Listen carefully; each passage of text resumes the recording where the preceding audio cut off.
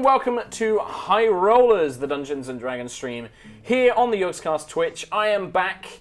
It's been a couple of weeks. We've not had a regular session. Who are you? Who is this strange figure that sits before us? I am Mark Sherlock Humes, your regular Dungeon Master here on HighRollers. And joining me this week, we have Matt. Hello. We have Katie. Hello. And we have Chris Trott. Hello. Hello. A couple of things to go through to start things off with. Last week I was out in Los Angeles and I wanted to do a big thank you to the Geek and Sundry who invited me over. I'm going to be on a show of theirs called GM Roundtable, which is going to be starting on March 19th. I'm in the very first episode with Mr. Matthew. All right, Mr. Fucking Big Leagues. With Mr. Matthew Mercer and Mr. Adam Coble, Skinny Ghost as well. So we are going to be on that. Really, really fun. It was really, really awesome to invite to film and that over there. Thank you very much to the guys who invited me. Thank you, Eddie and Marisha, for looking after me as well. Thanks, Eddie. Yeah, I got to watch an episode of Critical Role live. Oh boy, it's a killer. Got to lend Marisha play a killer. Ended up proving quite useful. So I like to think it was quite, Congrats. I did my part. Congrats for I helped keeping in the spirit. party I helped in alive. spirit. Yeah. That was one thing. Insomnia is coming up. Where? What was that? I don't like how you just looked at me. Help me! I didn't write dates. It's from the 14th to the 17th of April, Birmingham NEC. Use the code I60 Yogscast, all capital letters, if you want discount, 10% discount on day tickets. And I believe I'll be there. I'll be working. you'll be working. Trott's going to be there. Kim's going to be there. I will be there, but I am always working, so it's not like... I think we might try and do like a HighRollers signing thing with who's there. Matt, unfortunately, can't join us, but... I don't know if we do a signing, I don't know if I'll be Yeah, like, exactly. It might just be work, me, Kim, and Trott, like on a coffee table Plus all the somewhere. Yogscast members, obviously. No, But out screw of them. HighRollers. I don't care about that. Yeah, fuck them. Fuck them. Yeah. This is HighRollers. This is Yeah. our time. This Yeah, is, but, up there, that's their time. Thanks Down for joining here, us on Twitch TV, Source Yogscast. It's really good to be here. Kim is only there Friday, Saturday, I think. So. There you go. I will be there the whole time. Me not. too. Me till Me Sunday. not. Me till Sunday. Okay, there you go. It does mean that Sunday there probably won't be a HighRollers. Oh yeah. Well, there definitely won't, because we're literally all... We could 4G it in the Kim's the only one going to be here. ride home. Kim can do it. We'll just have Kim do it. That's fine. Yeah. Sunday off.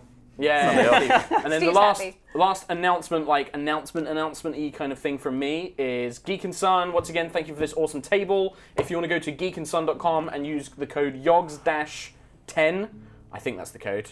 I wrote it down. Is it not Yogs 1 or something? I thought it was YOGS-10, which is 10, right? So I think that's the code. But check it out. I'm pretty sure that's the right one. Check a previous VOD for the actual Previous show. Yogs will have the actual... Look, I'm a bit jet-lagged. I was rushing to prepare for today. All Tell you what right. though, I've never had such nice wood. I know. It's lovely wood. I wish I could touch such nice wood all the time. Well, you can. All you have to do is ask. And buy from Geek and Sun. And there you go. There is one more thing, sadly not as super awesome. And I'm going to hand this over to Mr. Matt. For this Mr. one. Matt. Hello. Yes, so basically, after some thoughtful consideration, I have decided that I'm going to take a sabbatical from HighRollers. I think that's a good one. For people that don't understand the word. And for people who don't Not understand me, the word obviously. sabbatical, like Mr. Trott here, I'm me. going to be taking an extended break from HighRollers after next week. So next week will be my last session for well, how long is it? I think, we're talking about maybe like 5-6 months. Like, Yeah. Because the things that you want to do is like the time frames and Yeah. stuff like that. So.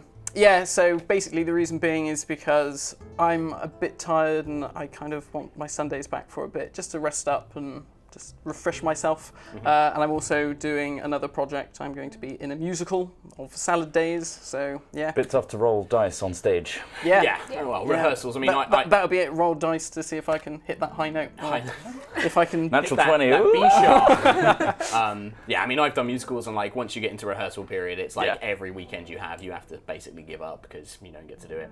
Obviously, we're all like super sad that Trelemar and Matt won't be in the adventures for a time, but it's not all super sad news. We still have a project that we're going to be doing in the summer that Matt's going to be involved in that we can't really talk about yet.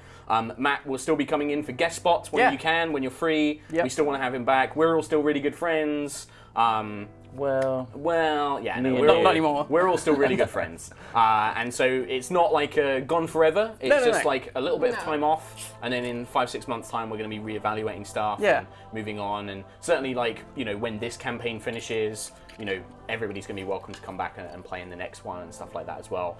So for those of you, for next week, what's going to happen is it's going to kind of be like a Trelemar special, which we might get set up a little bit today. So it's going to be all about the fantastic Drow Bastard himself, and we'll have, I think, a special. Is that fan art this week or next week? Are we going to do fan arts? We've got fan art this week. Let's fan art this week. Okay, maybe fan a art this little week. something special for next week. I've probably ruined it, but nicely. Yeah, You did. yeah. Totally. Well, I want them to know. Like, We wanted it to be a nice surprise. Well, for yeah. Matt, and you just ruined it. You ruined it. But the audience get to know. That's the important thing. I'll just forget Yeah. for next Yeah. week. Yeah, sure, Forget. it's fine. Erase said that what? from your mind. Yeah. Okay. Chat has gone apeshit. Okay. Chat, it's Look. Sorry, chat. Look, guys, as we mentioned, it's kind of, these things happen. This happens in normal D&D games, so it's going to happen in stream games.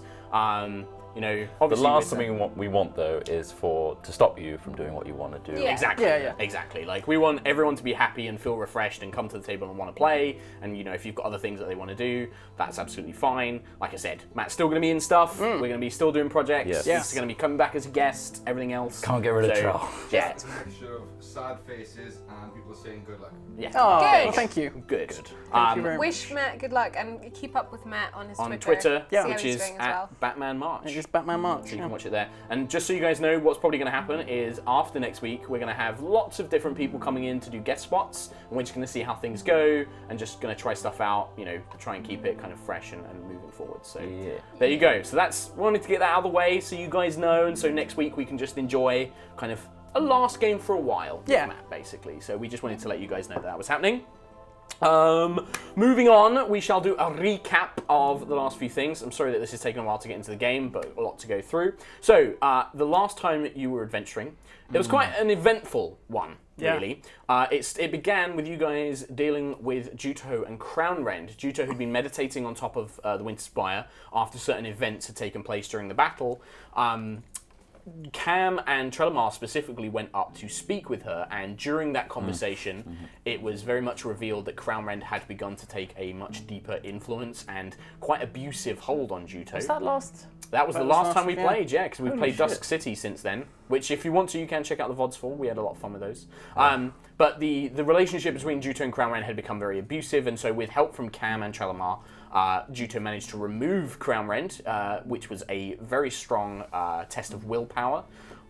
After doing so, you weren't quite sure what to do with Crownrend, as it wouldn't allow certain members to pick it up, and those that it did allow to pick up was very much wanting to put on and to begin to use. So you tried to destroy it using the Moonbow from Allura. However, this merely sent the bracer skittering off the edge of the spire, where it was picked up by a random stranger, who then vanished into thin brimstone air, vanishing away. Well, After that, really well. you took a little bit of time to rest and recover, and it was revealed that you had found from the genie that the frost giants that Sveria belonged to may have knowledge on how to remove the werewolf curse. You pursued this lead, convincing Sveria to take you. It took you a few days to journey to their camp, where you were told by the Jarl, who introduced you to his soothsayer, who basically revealed an ancestor of Cam Buckland's through kind of like an ancient ritual that conjured spirits of the dead. Buckland Prime, Roland Buckland. And he basically told you that there was a monastery that once belonged to an ancient cult of Bahamut, basically, like an ancient temple off in the mountains. You made your way towards this monastery, where you found signs of an ancient battle, like a battle from thousands of years ago between demons and what appeared to be dragonborn. There were more recent corpses, humans and a frost giant, who had been slain and partially eaten.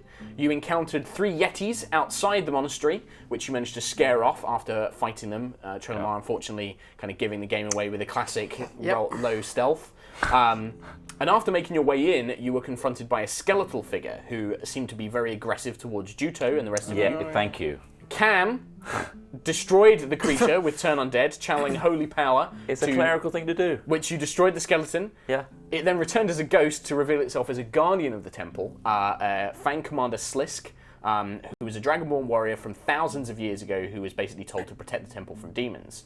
You were shown in, and basically shown that had Juto attempted to enter the temple with Crownrend, there would have been difficulties as it was warded against demonic influence. And you were brought into a main chamber which a bizarre sight struck you. A silver dragon, a large adult silver dragon, frozen in time along with 2 demons. One appears to be a red-furred, enormous gorilla-like creature wearing kind of these big, thick metal wristbands and huge, giant jaws.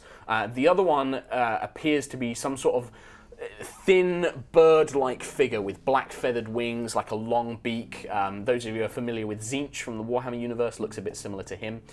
This kind of big, curled, gnarled-looking crow-like figure. Also frozen in time, but appearing as if they were about to attack the dragon. Behind the dragon is a glowing crystal altar of Baphomet, and the ghost, Fang Commander Slisk, basically gestured towards the scene, and that is where we're going to begin. For those wondering, I've given Juto's combat stats to Katie, who, if Juto needs to fight, will be looking after that. Also, light RP. I take no responsibility. It's fine. I'm not going to I can't light RP Juto. I can. Well, I really don't want to trust you with Juto. Maybe I'll do it. I don't know. We'll see. You can do the RP. I'll roll for her and all right, stuff. you do like all the combat stuff. Like you make decisions in combat. I'll do the RP, yeah. And then I'll do the RP. Son of a bitch. Come on. So, let me just get my notes ready here. God, it's been a long time. How do we play this game? How do I I GM? can't remember anymore. Let's all roll dice, quick. Roll dice. So, the scene before you. Frozen in time, you can see these enormous figures. Now, the cavern itself is enormous. It stretches up maybe about 80 feet up in the air. It seems to be built into the mountain itself, so the back wall is all just raw stone. You can see just past the dragon, there is a glowing light emanating from this blue crystal altar, which kind of bathes everything in this soft, pale blue glow.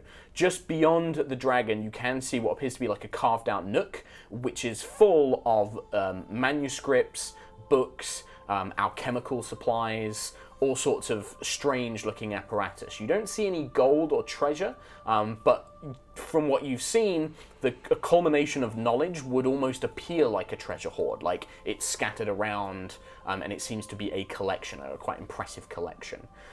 Parts of the roof have caved in. There are patches of kind of thick ice along the floor, as well as thick columns of ice.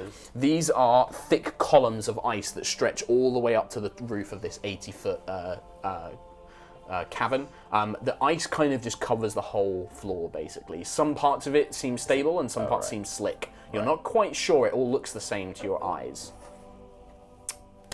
And that is pretty much where we take place. The ghost of this kind of dragonborn figure kind of hovers in the air and kind of gestures. This is our lady that we were set to protect. It is her that has crafted many wondrous solutions and cures to the world's illness.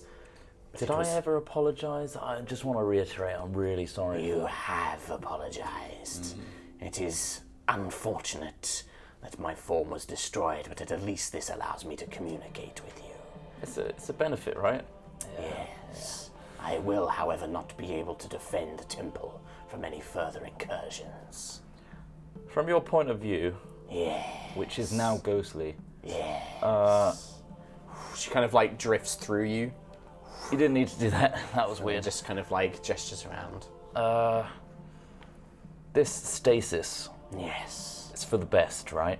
It was activated by Our Lady Amaryllis to defend it. She did not want the demons to capture her life's work.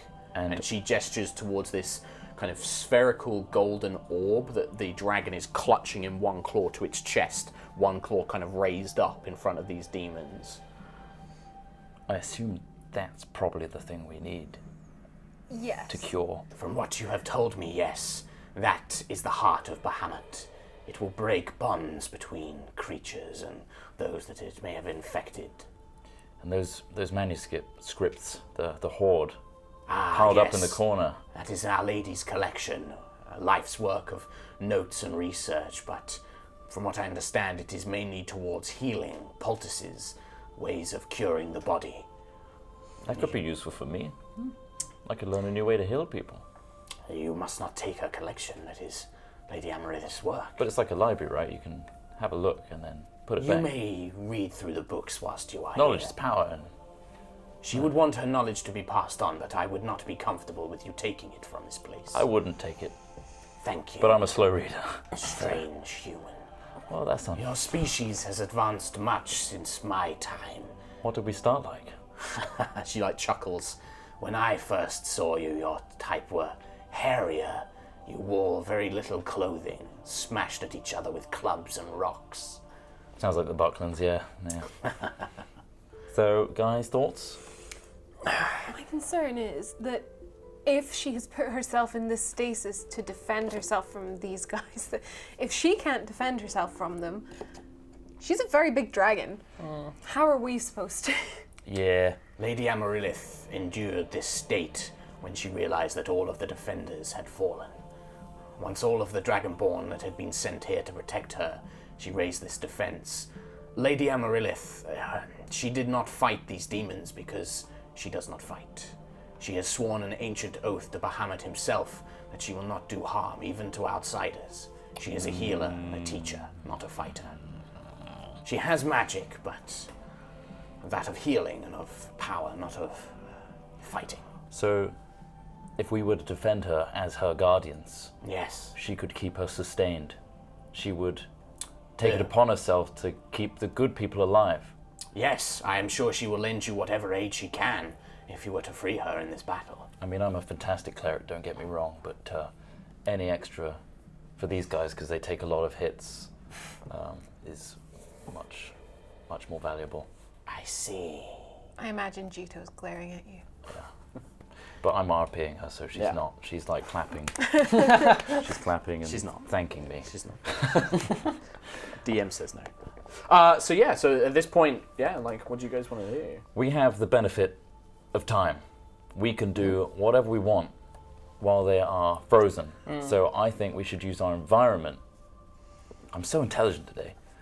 We should use our environment to almost... We could put them somewhere where it really hinders them. Okay. Can we? Can we? Or we could put stuff in front of them. That's what I was thinking. Could we not create some sort of blockade to, because once they come round, they're going to be like, oh. If we had an Elistri, he could make an ice wall, but he's not here. Yeah. All we have is a ghost. No offense. You were the one that made me a ghost, so... You were dead already. I was a warrior. I was perfectly capable of fighting. You're a skeleton. She was capable of fighting, though. Are there no more of you?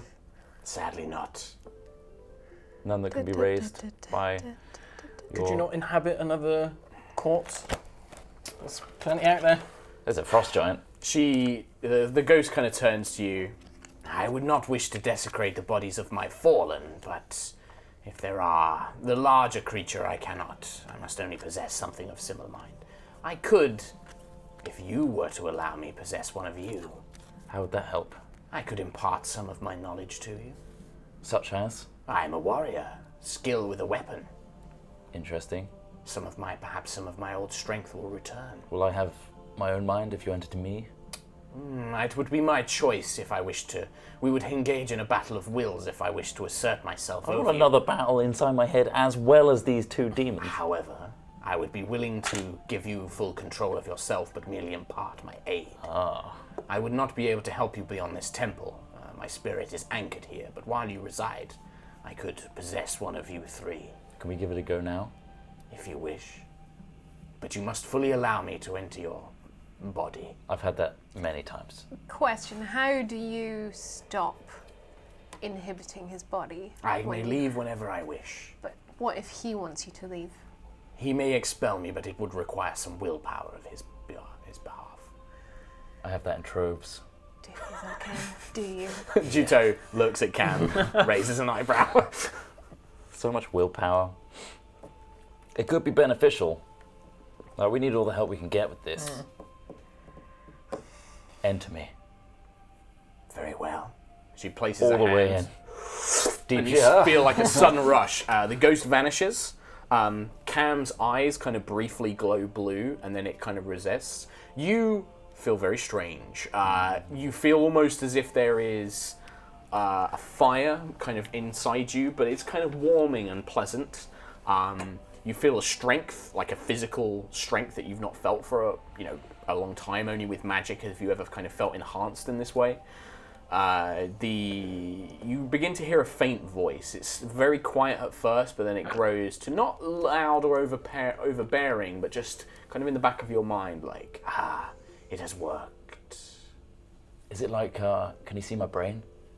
Can you see through my eyes? I can see through Are you your a tiny eyes. little man, like, walking around in my head? No. It always is as wondered. if I share your same space. It is interesting. Your physiology is strange. Yeah, it's big. Yes. I suppose so. Not that I have much experience in that field. Well, hopefully this will work. Oh, I'm talking to my brain. Yeah, like, I'm assuming you're talking out loud. Yeah. Like, yeah, you're hearing like one half of the Yeah. conversation at this point. So, what kind of blockade can we make? I just checked. I have not got the right spell prepared. Can we cave in? Yeah, some of the these are ceiling? pillars, aren't they? These are big icy pillars, yes. The roof is like very high up, it's about 80 feet, and it okay. looks like solid mountain. The pillars definitely look a bit more What if pliable. we tried to collapse them on their frozen bodies? Yeah, can we do harm to them or they're You don't know? frozen? Can we do harm to them? I am afraid I do not know. She doesn't know. Did you say part of the ceiling had collapsed in though? Yeah, so you can see here this kind of like outcropping is like a big chunk of mountain which has landed and kind of shattered. It's not like there's a Around hole. this demon? No, it looks like he stepped up on it. It looks like it that fell happened down already. and then he Right. jumped up on it. He's kind of like in a kind of position, like hooked on it like That a noise gargoyle. is fantastic, Mark. This one is kind of got like it's kind of almost like beating its chest like a big gorilla. That's the column. Yeah, That's the column. All of those blue kind of things are thick icy columns. Trell, have you ever felled a tree? Do you know what a tree is? Yes.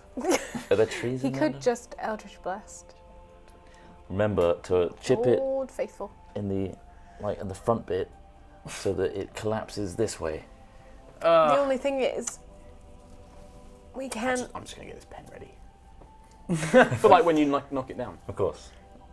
You have I to. was fucking with you. I was fucking with you. You have to be careful that it doesn't land on the dragon.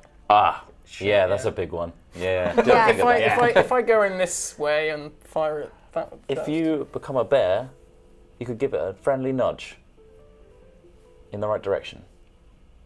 Looks pretty sturdy. Looks pretty thick. But with immense strength, yeah, you could probably try and knock it down. And chipping it. Yeah. Juto, what do you think? I am not sure, Mr. Buckland. Mr. Human. No, she calls you Mr. Buckland now, doesn't she? I'm not sure, Mr. Buckland. This is unusual. Perhaps, yes, like a tree, you could fell it, perhaps. I think that's really our only thing that we can do while they're still frozen. Other worry. Do you wish me to try and harm them while they're in this state? I could attack one of them. Can we remove the limbs? Yeah. Can we remove the limb? Yeah. I can It's try. worth a shot. I'm worried that we maybe might attacking. thaw them out, but at the same time, isn't it the dragon that's keeping them there? Or the big No, it's altar. the altar. the altar The behind. crystal altar behind. So we could really mess them up before they even break. Would you like me to try?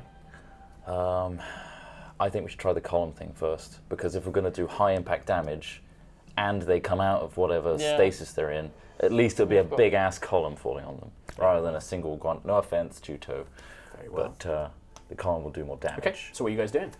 Trilmar? Yeah, try and blast. So what This exactly will, are you going to do? So you're going to move around up here.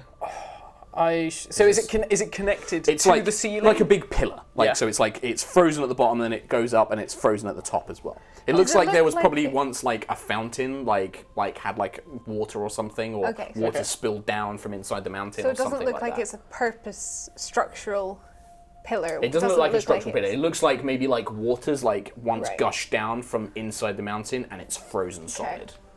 Should I strike the top first to detach it from? I reckon we make a little cut at the front portion here, so that it acts like a pivot, and Okay. then you smash the top from the back.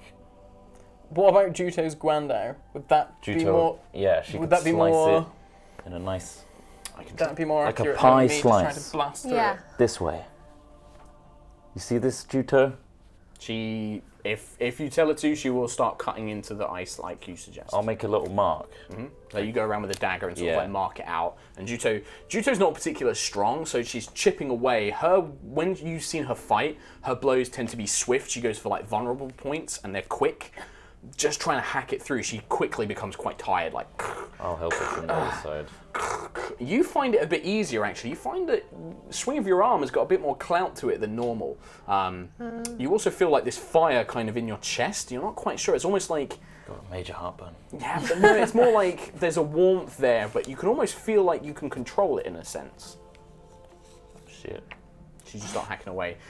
Is it attached to the top? Can Yeah. we see if it's attached Yeah, to the top? it's like It is frozen definitely. into like the mountain. I need you to give me just a strength check. We'll roll a d20 and add your current strength. 3. Roll a d20 for me. I know Juto's strength is, so 11. 11. So and you've got like So it's nothing. minus 3. 2. It's minus, yeah. So like- it's minus 1 because of the Oh, strength. minus 1. So the two of you, this is going to take you probably hours and hours. Shall I of just work. blast it at this rate? One at the bottom, one at the top. Yeah. Shall I do the top first? I mean, you've made some progress, but it's really slow and it's tiring. Like you and Just Juto top. are both getting knackered trying to do this. You might need to do 2 at the top Okay. to dislodge it. So we want it to fall that way? Or like on Onto top of them? Onto Yeah. them, yeah. All right, so I will move around It can fall any way except that way. Okay? basically. The closer to them, the better. Yeah, okay. I'll And blast you're blasting it. at the top, I'll go for the top. so you're blasting it from this direction up at the top of the beam. Yeah. Okay, so you start, what I want you to do, just roll damage for me with both blasts. So roll damage separately. Yeah, separately. Those are d20s. Oh, the damage, yeah, sorry. Yeah, sorry, no, you don't need to roll to I'm going hit. mad. Like, you're I just can't remember like, what I use now. d10 Yeah. plus your charisma buff. That's d12. It's d12. Is it? Oh, fucking hell. That's all right. This It's is been what a while, happens when it's you been put a away while. for a fortnight. That was a 5, Plus your charisma mod as well. and that was a 7. So I that's think 12, and then you add it's your plus 4. so that's another 9. 8 basically. Yeah. So 20. Yeah. So Trelemar stands back and with you holds up both hands. These eldritch beams launch out, and you watch as the top of this thing begins to like basically crack and burst, and the beams just kind of cut through, almost like a laser, magic laser beam, basically like smashing through. The column shakes, but it looks like around the bottom it's still really frozen in and secure. You didn't really do enough to it to be able to knock it out, but you definitely think that if you were to like knock around this front bit, it will definitely fall. You can control it somewhat, but it's still a little bit unpredictable. Okay. Shall I move around and just like clip the edge so it just takes a chunk out? And Yeah. I reckon we should Topples. also pad this side so that it at least pivots this way. You see what I mean? Pad. So reinforce this side so that right. there's no chance of it falling that way. Oh, okay. How do you want to do that? Yeah. How Are I there want to do chips that. on the floor that have chipped off from it already? Yeah, like at the top, so you kind of had to step back as like these big chunks kind of fell down. But the ice kind of just shatters. It's Yeah. not super. You could. I don't know how you'd want to try and use big chunks of ice, really. It would have to be something massive to prevent that. Stopping a massive column falling the wrong way. I mean, you remember that there were like broken down like doors and things like that. That when you first entered the monastery, there were broken down doors. There was a few broken statues. Yeah, there's This room has got stuff like here, bookcases and stuff in it. Debris. Yeah. Okay, we've done well. Let's have some plan B's, C's, D's, and E's. Right. Just in case. Let's put shit in the way of the demons. Let's fuck them up. Let's like put shit all over them so that they're really, when they come back to, it's like oh, they got so much to deal with. Yeah. Okay. Let's blindfold them. Are put shit over they? Is them. there any sort of, because they're frozen? Is there any sort of aura around them, or is it just? Give me an Arcana check.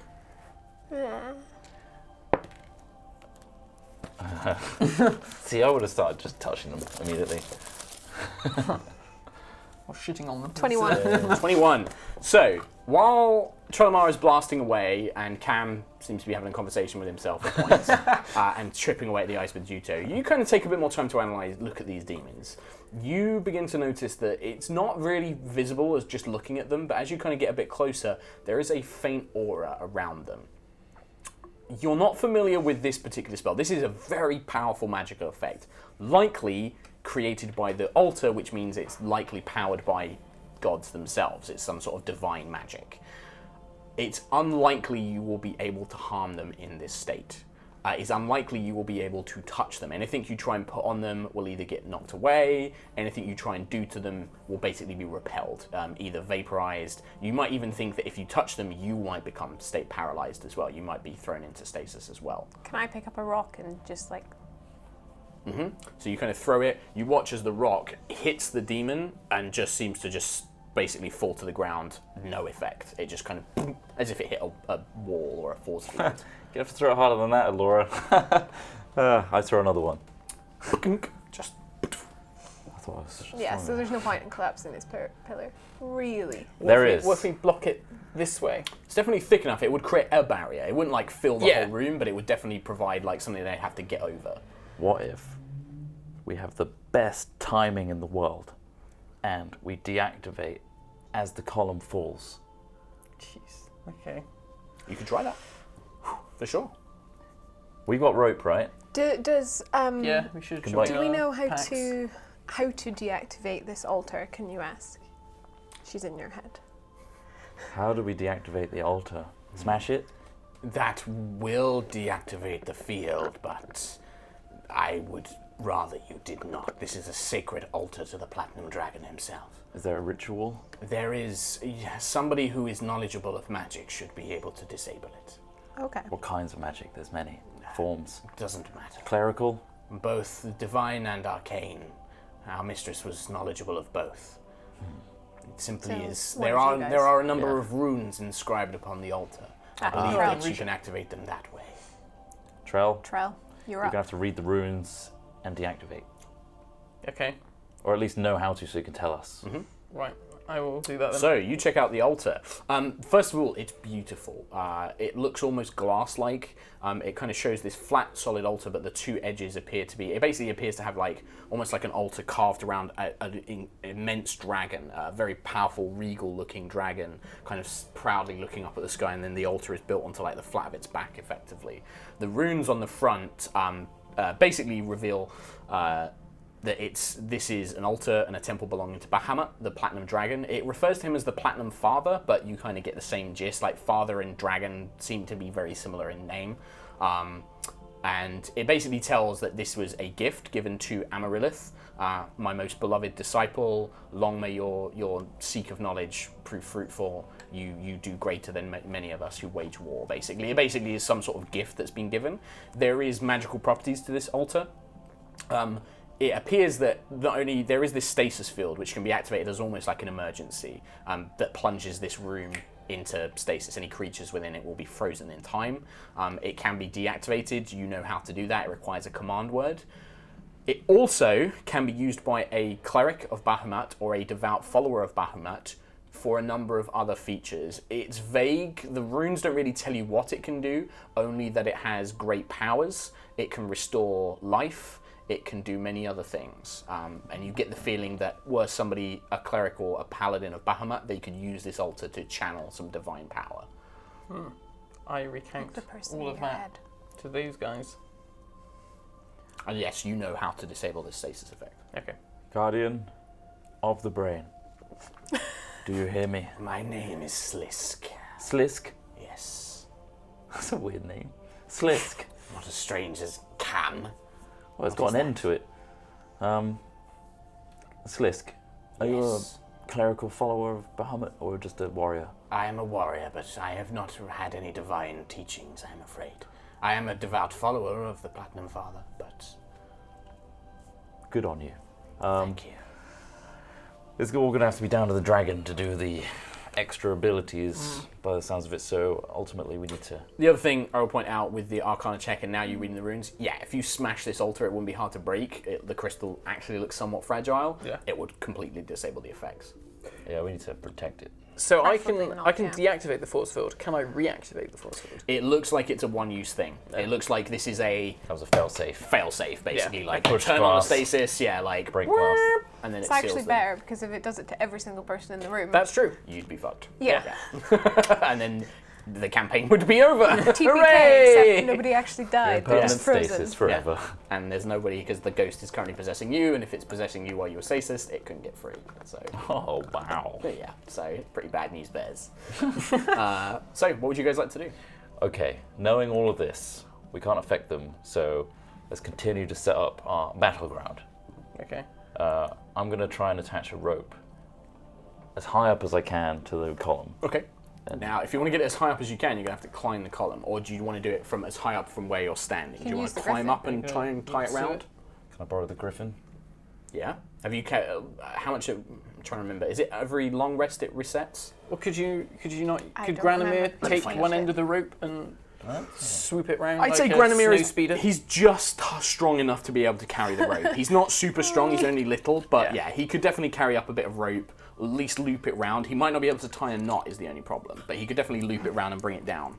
I'm going to use my daggers as like a climbing. And you're going to try and climb up? Yeah. Okay, give me an athletics check.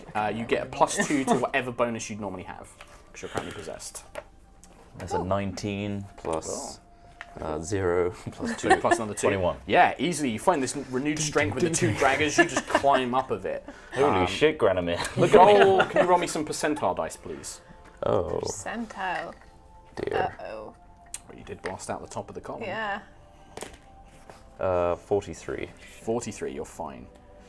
Right, so just note this on the griffin, by the way. It can become a griffin for up to 6 hours. Once it's been used, it can't be used again until 5 days. 5 days. So that's the main thing on this one. But it hasn't been used for that long. I don't think yeah, it's We just can to use keep in note. So I'd say that if you just wanted to use it like to fly around, basically we'll say like it has a minimum of 1 minute of use, just so it's way easier to track that way. So even if you use it for a couple of rounds, we'll still just take off a minute of use from it, basically. No joyriding. Yeah, but just so you know. But yeah, you climb up, wrap the rope around. Yeah. You feel the column a little bit. You're like tie it, and then climb back down. Nice and tight. Sailor's knot. Yeah, you're buckland. I'm not even gonna make you make a check for that. Like you know how to tie I'm also knots. gonna do this. Your watch is like logging Siri. everything that Mark says. I've been doing this every session. I know everything you say. I'm gonna use this to try and like carve into it a little bit. The ropes, Friction. The rope's not a wire. Like the friction's not going to be enough. Like if this was like a chain or a wire and you were very strong, yes. Rope, you're not going to Pretty strong though, aren't I? You have increased strength, but you are not that strong. All right, I'm going to clamber back down gently and take this rope and kind of walk around this demon. Okay. So you walk around him. Yeah. Okay. As soon as the rope begins touching it and you complete one loop where he would be enclosed by the rope, the section that was enclosing him vanishes and just disintegrates. Oh, Shit. So the rope is now A lot shorter. maybe like 20 foot shorter. okay. You can't touch them at all. Can't touch Good to this. know. So, there's not really a way other than just creating a barrier between us while we deactivate it, I don't think. Because until they are taken out of stasis, we can't touch them. We can't prepare anything else. I'm going to pull on this rope, and as soon as it starts timbering, you shout the command word. And then Are we going to get anything else to block? Or did you just want... Yeah. Do you want to do something else? Yeah. What do you guys want to do? Grab some of the doors and bookcases and stuff and... And where do you want to put them? Just create difficult terrain in front of them. Just like loads of difficult terrain, basically. Just surround them. as I'd say close- you guys you've got unlimited time, so like Slisk Yeah. will take you. There's like a bunch of barracks which you hadn't seen, like an old dining room that she takes you through to. It all looks like it's been ravaged. There's blood stains. There's bodies everywhere, like frozen corpses and skeletons. But there's things like beds that you can break up, like just smash stuff. we also she doesn't blockade mind you doing that. the altar as well. Give it some like tables in front of it and stuff. Yeah, sure. Yeah, I can say you can do that. It feels it's like we're kind of hard to protecting get the round cardboard just because you have to get very close to the dragon, Amaryllis. You have to get quite close behind yeah. her. But Same you can deal. definitely put enough stuff there. So I'd say that basically you can create like, we'll just make this like, Hazardous terrain for them. like, And then if we all get into key positions, so they're overwhelmed from all angles, like Juto, go behind them. very well. If that's what you think is best. Go behind them? No, then she's trapped. She'll be fine, she's No. athletic. She's squishy. She's very squishy. But she can attack them from behind.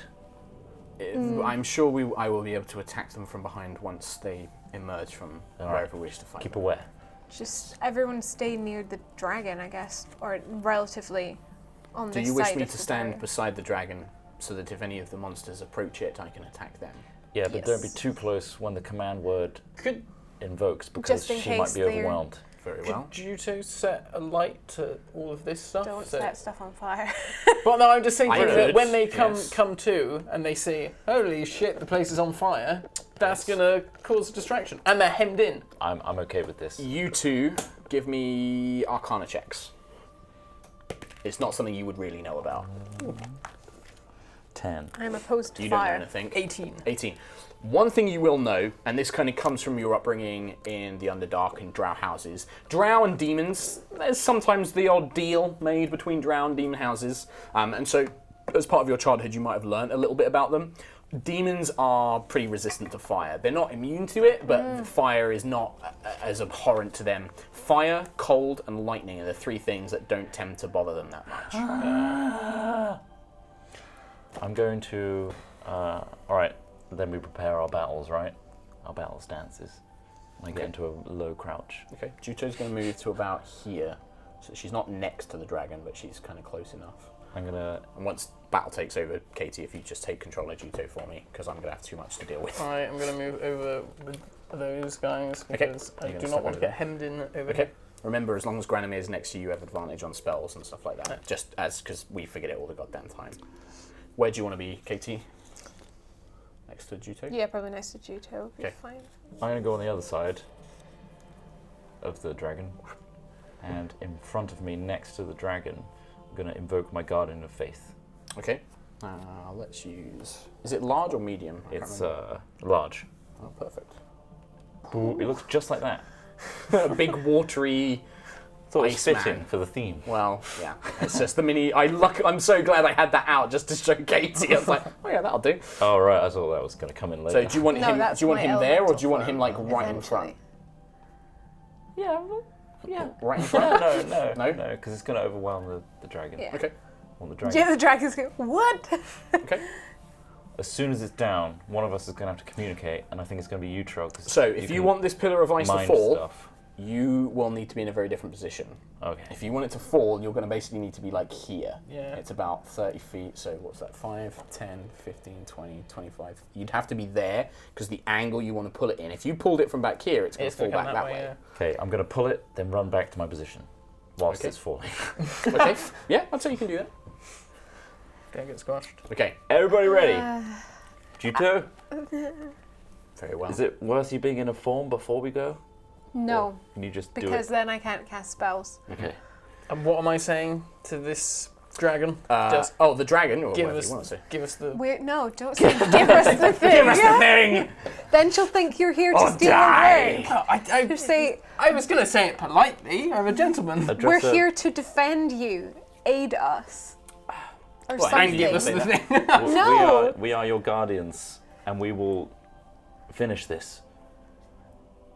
Yes. And also say it by name so that we know who it is. What's her name? Slisk? Her name is Lady Amaryllis. Amaryllis. I keep thinking it's Amarillo. Amaretto. Amaretto, yeah. Amaryllis. Amaryllis. Lady write that Amaryllis down. of Bahamut. We are here to defend you as guardians where they once fell. If you appear to fight in the name of Bahamut, I'm sure my Thank Lady you. Amaryllis will Amaryllis. trust you. We just want that instantaneous, like, we don't want to do something immediate again. She won't attack you. Her oath will not allow it. Yeah. Good point. Oh, it'll be fine. Just say it anyway. But we would be want her to be advised. aware of the situation. We don't want to startle her. We want her to know that we are aiding her Okay. and not. It's like a badger. I've dealt with badgers before in the Okay. woods. They're startled as soon as you just spring something on them. So. Laura, you know that that's not true. He doesn't know anything about badgers. They're all white, right? Yeah. Okay, so what's the plan? Are you going This to is pull the this plan. thing? Are you going to put just, are you just pulling down and chatting to Trell? I'm going to bless myself. Okay, do you cast Bless? Yep. Okay. Oh, just on yourself? Yep. Okay. Okay, and you're going to pull. Strength check. You may add the Bless D4, I will say, as it's you. sort of an attack. You have an extra +2, so whatever your strength bonus is, get an extra +2. 7, 9. It's D4. What's D4? That wasn't a roll. 3. 12. So 12. Takes you a lot longer than what you thought it would. Are you activating it as soon as you see it As begin soon to as I move? see it, it starts Okay. to crumble away. It takes Cam like a few I make some weird noises. You're gonna prolapse at this rate. Be careful. and then you activate the thing. Yeah. Okay. Yeah, I know you're ready to run. You're going to get advantage on Over the doors and shit. The difficult terrain that you put down, yes. First things first, everybody, let's roll some initiative. Oh, fucking hell. God damn it. Why did I put myself there? Oh god, that was a terrible roll. Yeah, but the column's good. If I die, guys, the column was good. Good idea. So, I've got so many fucking things. Yay.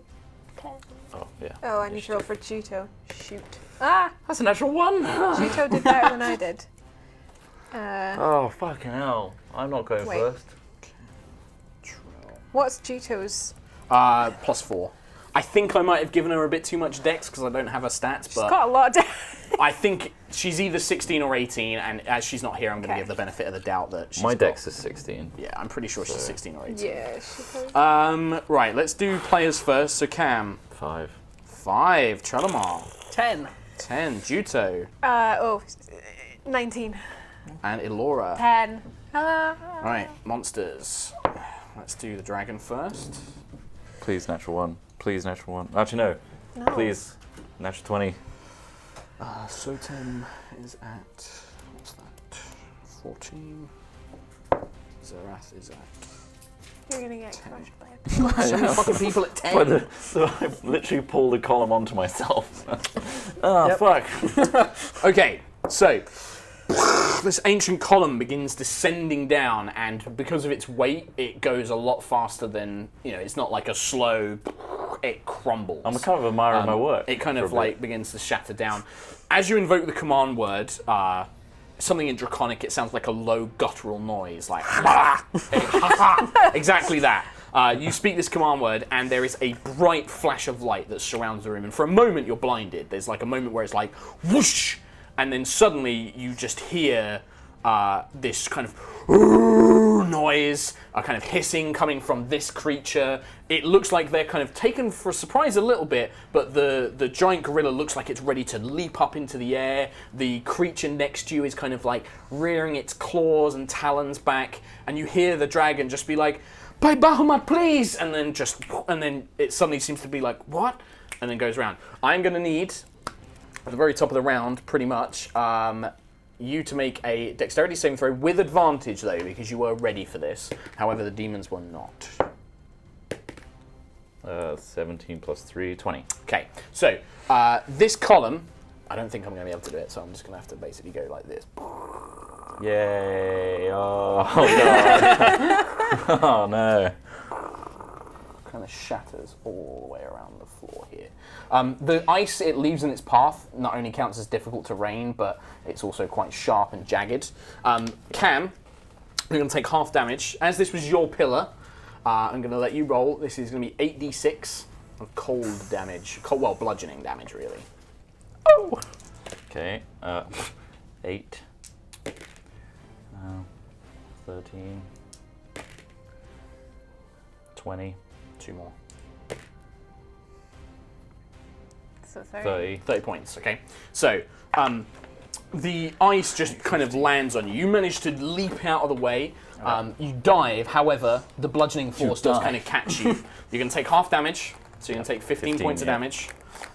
Cool. The 2 demons seem to take the full blow, completely unsuspecting. I should have actually given them a disadvantage, but they rolled so low it didn't really matter anyway. They're kind of crushed by this giant pillar of ice that slams on top of them. One of them, the bird-like creature, seems to shrug it off, actually. It doesn't seem to take as much force as it did. Like, a lot of the chunks just kind of like bounce off of its flesh. So that means it's took 15. The other one, however, does take considerable amounts of damage. So it looked resistant to the impact. This one seems to, like, the bludgeoning force of the ice just kind of didn't seem to pierce its flesh. The giant gorilla-like thing is like, as this ice just surrounds it, collapsing around it entirely.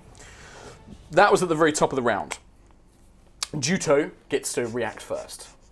What does Juto do, Mark? What does Juto do? I'm leaving this to you, unfortunately. I I've know got what too she many does. things to think about. I'm not Juto. Well, you had the plan of, like, potentially her guarding the dragon, so you could go with that.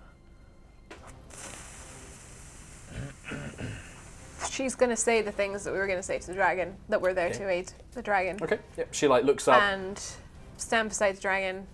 And if any of them make a move towards the dragon, she's going to She's going to ready an action. Yeah, she's going to basically. ready an action. Perfect. So she looks up, Juto kind of says like, Lady Amaryllis, we are here to help you. We are aiding you in this battle. And the dragon sort of seems to look around. You can see its big kind of silvery eyes. And you can see now it's got this beautiful kind of silver metallic scales. It blinks, looks down like, a demon? What? And seems very confused. Like, the Juto, it seems very uneasy with. Like, it kind of clutches this, like, looking kind of golden spear to its chest and holds back. She's going to say, I have taken the test to enter your temple, and it did not reveal me as a demon. You must know that your guardian... She seems confused, but she doesn't attack. She's just kind of like, what is... I activated the barrier, what is happening? And she's like looking around, like this large silvery neck looking around, like trying to get a grasp on the situation for now. But that's what Juto does. This creature, kind of like, now what is this? Have you gained some more aids, little dragon? They won't matter. Zerath, kill them! And it points to basically Elora, Trelamar, and Cam. And then it like eyes up towards the dragon. It sees the spiritual guardian. Let's make a quick check. I'll roll that again. It seems a bit wary of it, but it's not entirely sure. It's going to fly up in the air. Oh. I don't really have anything to place this on, so it's just going to fly up in the air. It basically like flies up about 60 feet. Oh, perfect. Thank you. Nice. That's perfect. Thanks, man. It flies up about 60 feet in the air, and it is going to do. So it angles, it flies up, basically just... Now, what's the range on your Guardian of Faith? Is it 10 feet? 10 feet. Okay. It flies up about 20 feet above the Guardian, because it doesn't know what it is. It's going to fly about 20 feet up above the Guardian, the Dragon, and Juto, and it kind of angles down, opens its beak, and this shriek just bellows out of its beak. It kind of like, it's ear-piercingly loud. I need Juto to make a Constitution saving throw. What's the Constitution saving throw? I've put it underneath her stats, so it should have all of her saves there. Ah, nothing. Good to know. She fails. Okay. The Guardian isn't affected by this at all. Juto holds her ears and is stunned until the end of its next go, so you don't have to worry about Juto next turn. She can't do anything.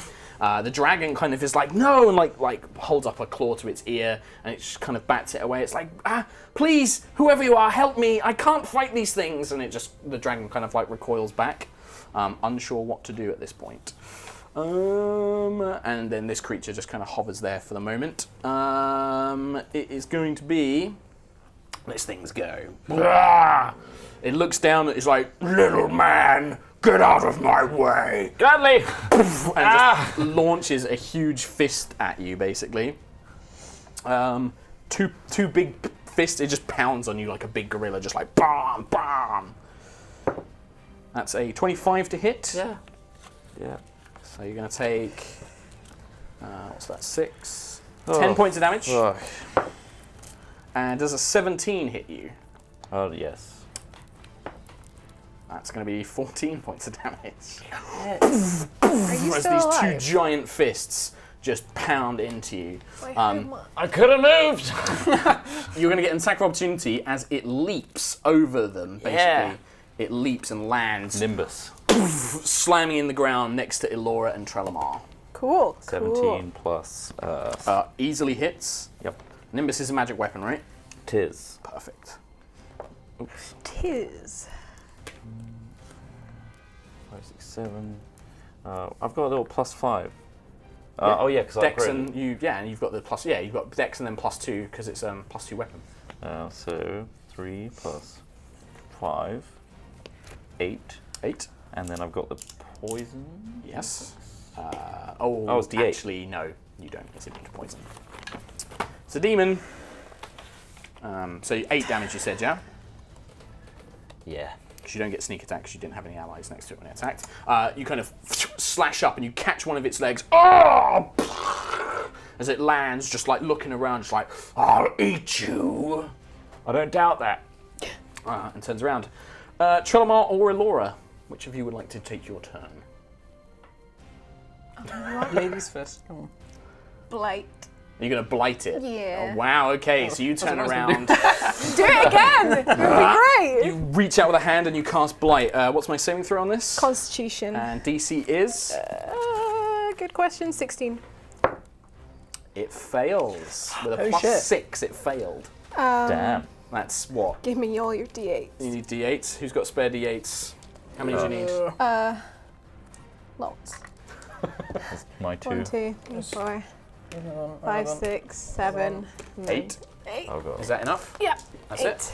Perfect. Here we go. So you reach out. Oh, okay, yeah. Look at these. Tendrils of green power 8. emanate from Elora's hand, Ew, wrapping around the creature. disgusting. 23, 24, 25. A lot of damage. And it's necrotic, isn't it, I believe? 39. And it's necrotic. Necrotic. 39. Holy shit. As you drain the life force. Sorry, Steve. Sorry, audience. You drain the life force out of this enormous again. gorilla-like I don't creature. know. I might not. I might just- save it for him. You I'm watch gonna as do something else for this one. its body begins to shrivel, like its muscle mass diminishes as it lets out this howling pain. God. Okay. And Oh my god. That was your. And as you, would you like to move or do anything else? I might turn into something for when he inevitably gets really angry at me. Not a bad idea. Oh, we also have, Oh, Yeah. new wild shapes though. I have 3 greater healing potions on me. Yeah, you did stock up on things like potions and stuff. So Takes an action though. Can I turn into a giant scorpion? sure. yeah, you can. Thanks. Did you get that in America? I did not get a giant scorpion. I thought you no. were reaching for one there. No. Unfortunately, I don't have enough. Gone You out might have to there. just use your. You might just have to use one of your other ones for the That's time fine. being. It gets 3 attacks. Cool. I like it. So, It's fine. I would like all of you guys at this Uh-oh. point to make a perception check. Oh shit. Ooh. That's a staggering nope. 14 for me 14, and 22. 14 for me. You're all and fine. Don't worry about Juto because you're. She did gonna better get than this. I did, Wow. so With that howl of pain and the slamming, the noise of this pillar raging, from back in the temple, you hear.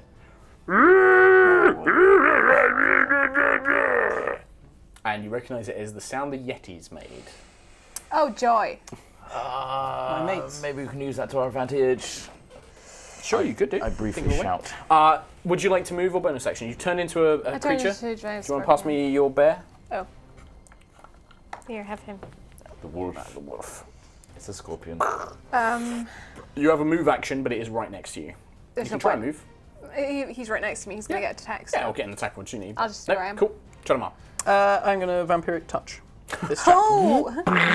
Yep, you power your hand full of necrotic energies, and I believe it is a spell attack, but it's a spell attack from you first. It is You gotta hit it. 3d6. No, you have to roll to hit it with vampiric touch. So you make a spell attack. Sure. So it's a d20, and then you add your spell attack bonus, which I can't remember is for you. That's gonna hit. You don't even need to check because 18 beats its AC on its own. So you do 3d6 and you heal for half. Oh, that's bollocks. Wow. 5. That's shit. Okay. So you heal 2 HP if Yay. you're taking any damage, but it's a concentration spell. You can do this every turn while it's active. So you basically keep the charge, and you can keep Concentrate. doing it Yes, as long does as you have Does that concentration. use up slots? No, if you just keep it Just going. keep it- oh, yep, okay, fine, exactly. yeah. So it's like a concentration Cool. spell, but if you take too much damage, you have to make concentration checks. Right. And Does if it you have lose to it, be the same person that you attack? no. each time? Yeah, it's Oh. basically like he's got. It's like having a weapon, and now he can just use it for up to I think 10 minutes. As long as Oh, the shit. concentration As long as his doesn't break. concentration doesn't break. Also, you got more you know. some Granite extra Oh yeah, you got for Granamir. advantage on stuff. Yeah, like saving throws mainly. Yeah. That's for saving throws. Yeah. Like So you currently have that. You reach out and you touch and you watch as more life force is drawn through this creature. Just like, I don't like this, sorry. And he's just kind of like, Soten, please help me. He becomes a lot more pathetic now that he's been severely injured. That's your two guys. The dragon kind of steps back, but it sees you take an incredible beating, and it kind of is like, I don't know who you are, but please help me, and it reaches out a claw, and how far? Yeah, you're within 30 feet. For Bahamut! She's going to cast a 4th level healing word. Damn, son. 6, 7, 11 HP. And you feel this life force kind of emanate into you. And she's going to step away. She kind of steps over these doorways. Actually, no, she wants to protect the altar, so she's just going to stand in front of the altar, kind of like she spreads her wings out, like trying to wrap around the altar and kind Stand of. behind my guardian of face! Very well! And she kind of calls out, and the guardian of faith kind of like looms up before it. It's cool. It sure is, buddy. It sure is. Cam Buckland. I'm What would you going like to invoke a spiritual weapon. Wait, what was the thing on this before? Can I have both? I think you can have both, can you? It's a conjuration spell. Spiritual weapon. Concentration. That's only that one's concentration, so I can have both. You've had both before, haven't you? Yes, you can. We checked it out. Yeah. Yeah. Spiritual weapon is That's not concentration. It's only a The C, I think it's a misprint on the cards. it's only a bonus action, so So bonus action. That can be your spiritual weapon for now. Where do you want to put it? as close as I can to this thing. This thing. So up in the air. Yeah. Just on his I head. can't attack it this round, but it's there, and as my other action, I think it gets to attack once for free, doesn't it? think When you it first does. conjure it. you create a floating special blah blah blah blah. When you cast a spell, you can make Yeah. So you get a free one this turn. And then Melee. on subsequent turns, you can use a bonus action to attack with it. It's only a 10. That is not enough. The spiritual weapon kind of slices through the air, but this creature seems quite nimble. Okay, I'm gonna nimbus as my action. 16 plus 7. 16 plus 7 is 20. Yeah, that's 23, 20 right? plus, yeah. What are you hitting? That's actually plus And 9. you're one in the throwing air? it at this thing? Yes. Yep. Do I not have divine strike? Divine strikes, that's poison, right? Yes. It is But they're poison. demons. Unfortunately, they're they seem Yeah. immune to the I poison. was just wondering if it was radiant at all. You are... No, you're not within... There's not an ally within 5 feet, so no sneak attack.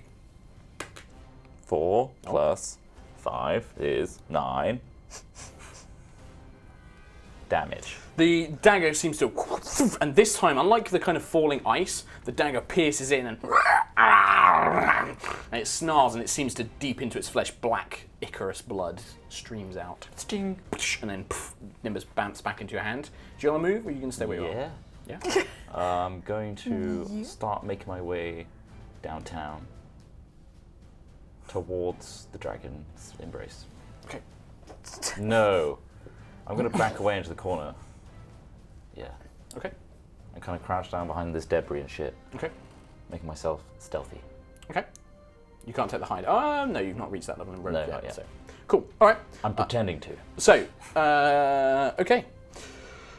This creature snaps its head around and sees you, and it kind of turns around. And it's like, Zerath, don't bother with the dragon. It can't attack us like they said. Deal with these interlopers first. And it kind of flies over, leaving that behind. It's going to fly. It basically hovers about 15 feet above you. It's kind of like flapping its wings. And then it vomits spores onto you. Like these kind of micro fungus-like spores just cover you. I need you to give me a Constitution saving throw, please. Natural 1. Okay, you are currently poisoned.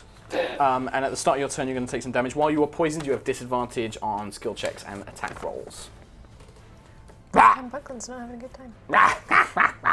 And it just kind of cackles away. That's disgusting. Just kind of makes these weird noises. That's things go. Oh, Juto should have had her go. Sorry, not that she She could have. can't do anything. She was stunned. She was Oh, stunned. she was stunned. So, and then at the end of its go, Juto is now unstunned. So Juto next turn will be able to do stuff. Stunning. Cool. As Juto kind of like snaps her eyes shut, you begin to hear a rumbling. She farts. You've seen the 3 Yetis you saw outside. They were quite large, covered in white fur, kind of horned faces, scream faces. the one that now appears in the doorway, kind of clutched to the underside of the cavern, kind of crawling its way out and then lands down, seems more muscular, it seems bigger. Its curved horns are twice as large as the Yeti's ones. It has a bloody handprint over its face, kind of like almost like a war paint.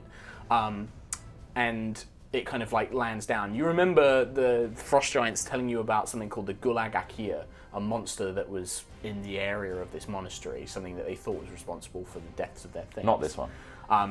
Because you made a knowledge check about the Yetis. Now seeing this thing, you think this can be what is known as the Abominable Yeti, a larger, more powerful Yeti that kind of goes From the stories. yeah, basically that lands and it kind of gets into the room, doesn't it? Just kind of like and just starts yelling, basically. Everybody, don't move. Its vision is based on movement. This creature is going to.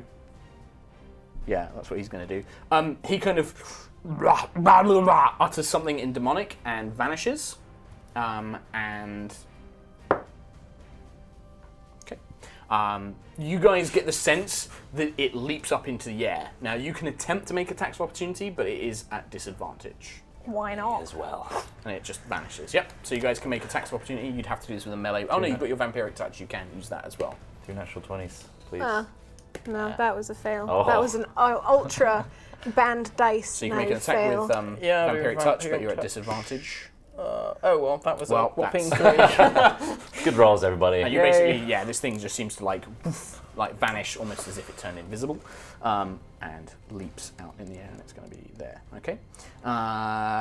Trell and Elora, you turn and see like this giant scorpion like like looks as this giant white-furred Yeti emerges. Hi. Do you want me to Yeah, go on. go? Guess I'm going to attack the thing. You attacking the Yeti? I don't want to because it hasn't attacked us yet. Okay. What do you want to do? It's completely at your discretion. I can't reach the other guy though. The other guy's flying about 15 foot in the air. Yes. Can I hold my attack? Yeah, you can On hold an the- action, but you still have to specify unless It's you going to specify. be multi-attack. Yeah. Yeah, that's fine. on Multi-attack just means as part of the attack action, you make 3 attacks rather than Yeah. 1. So you can just say, I'll attack it if it does something. Yeah, I can't reach the other. Okay.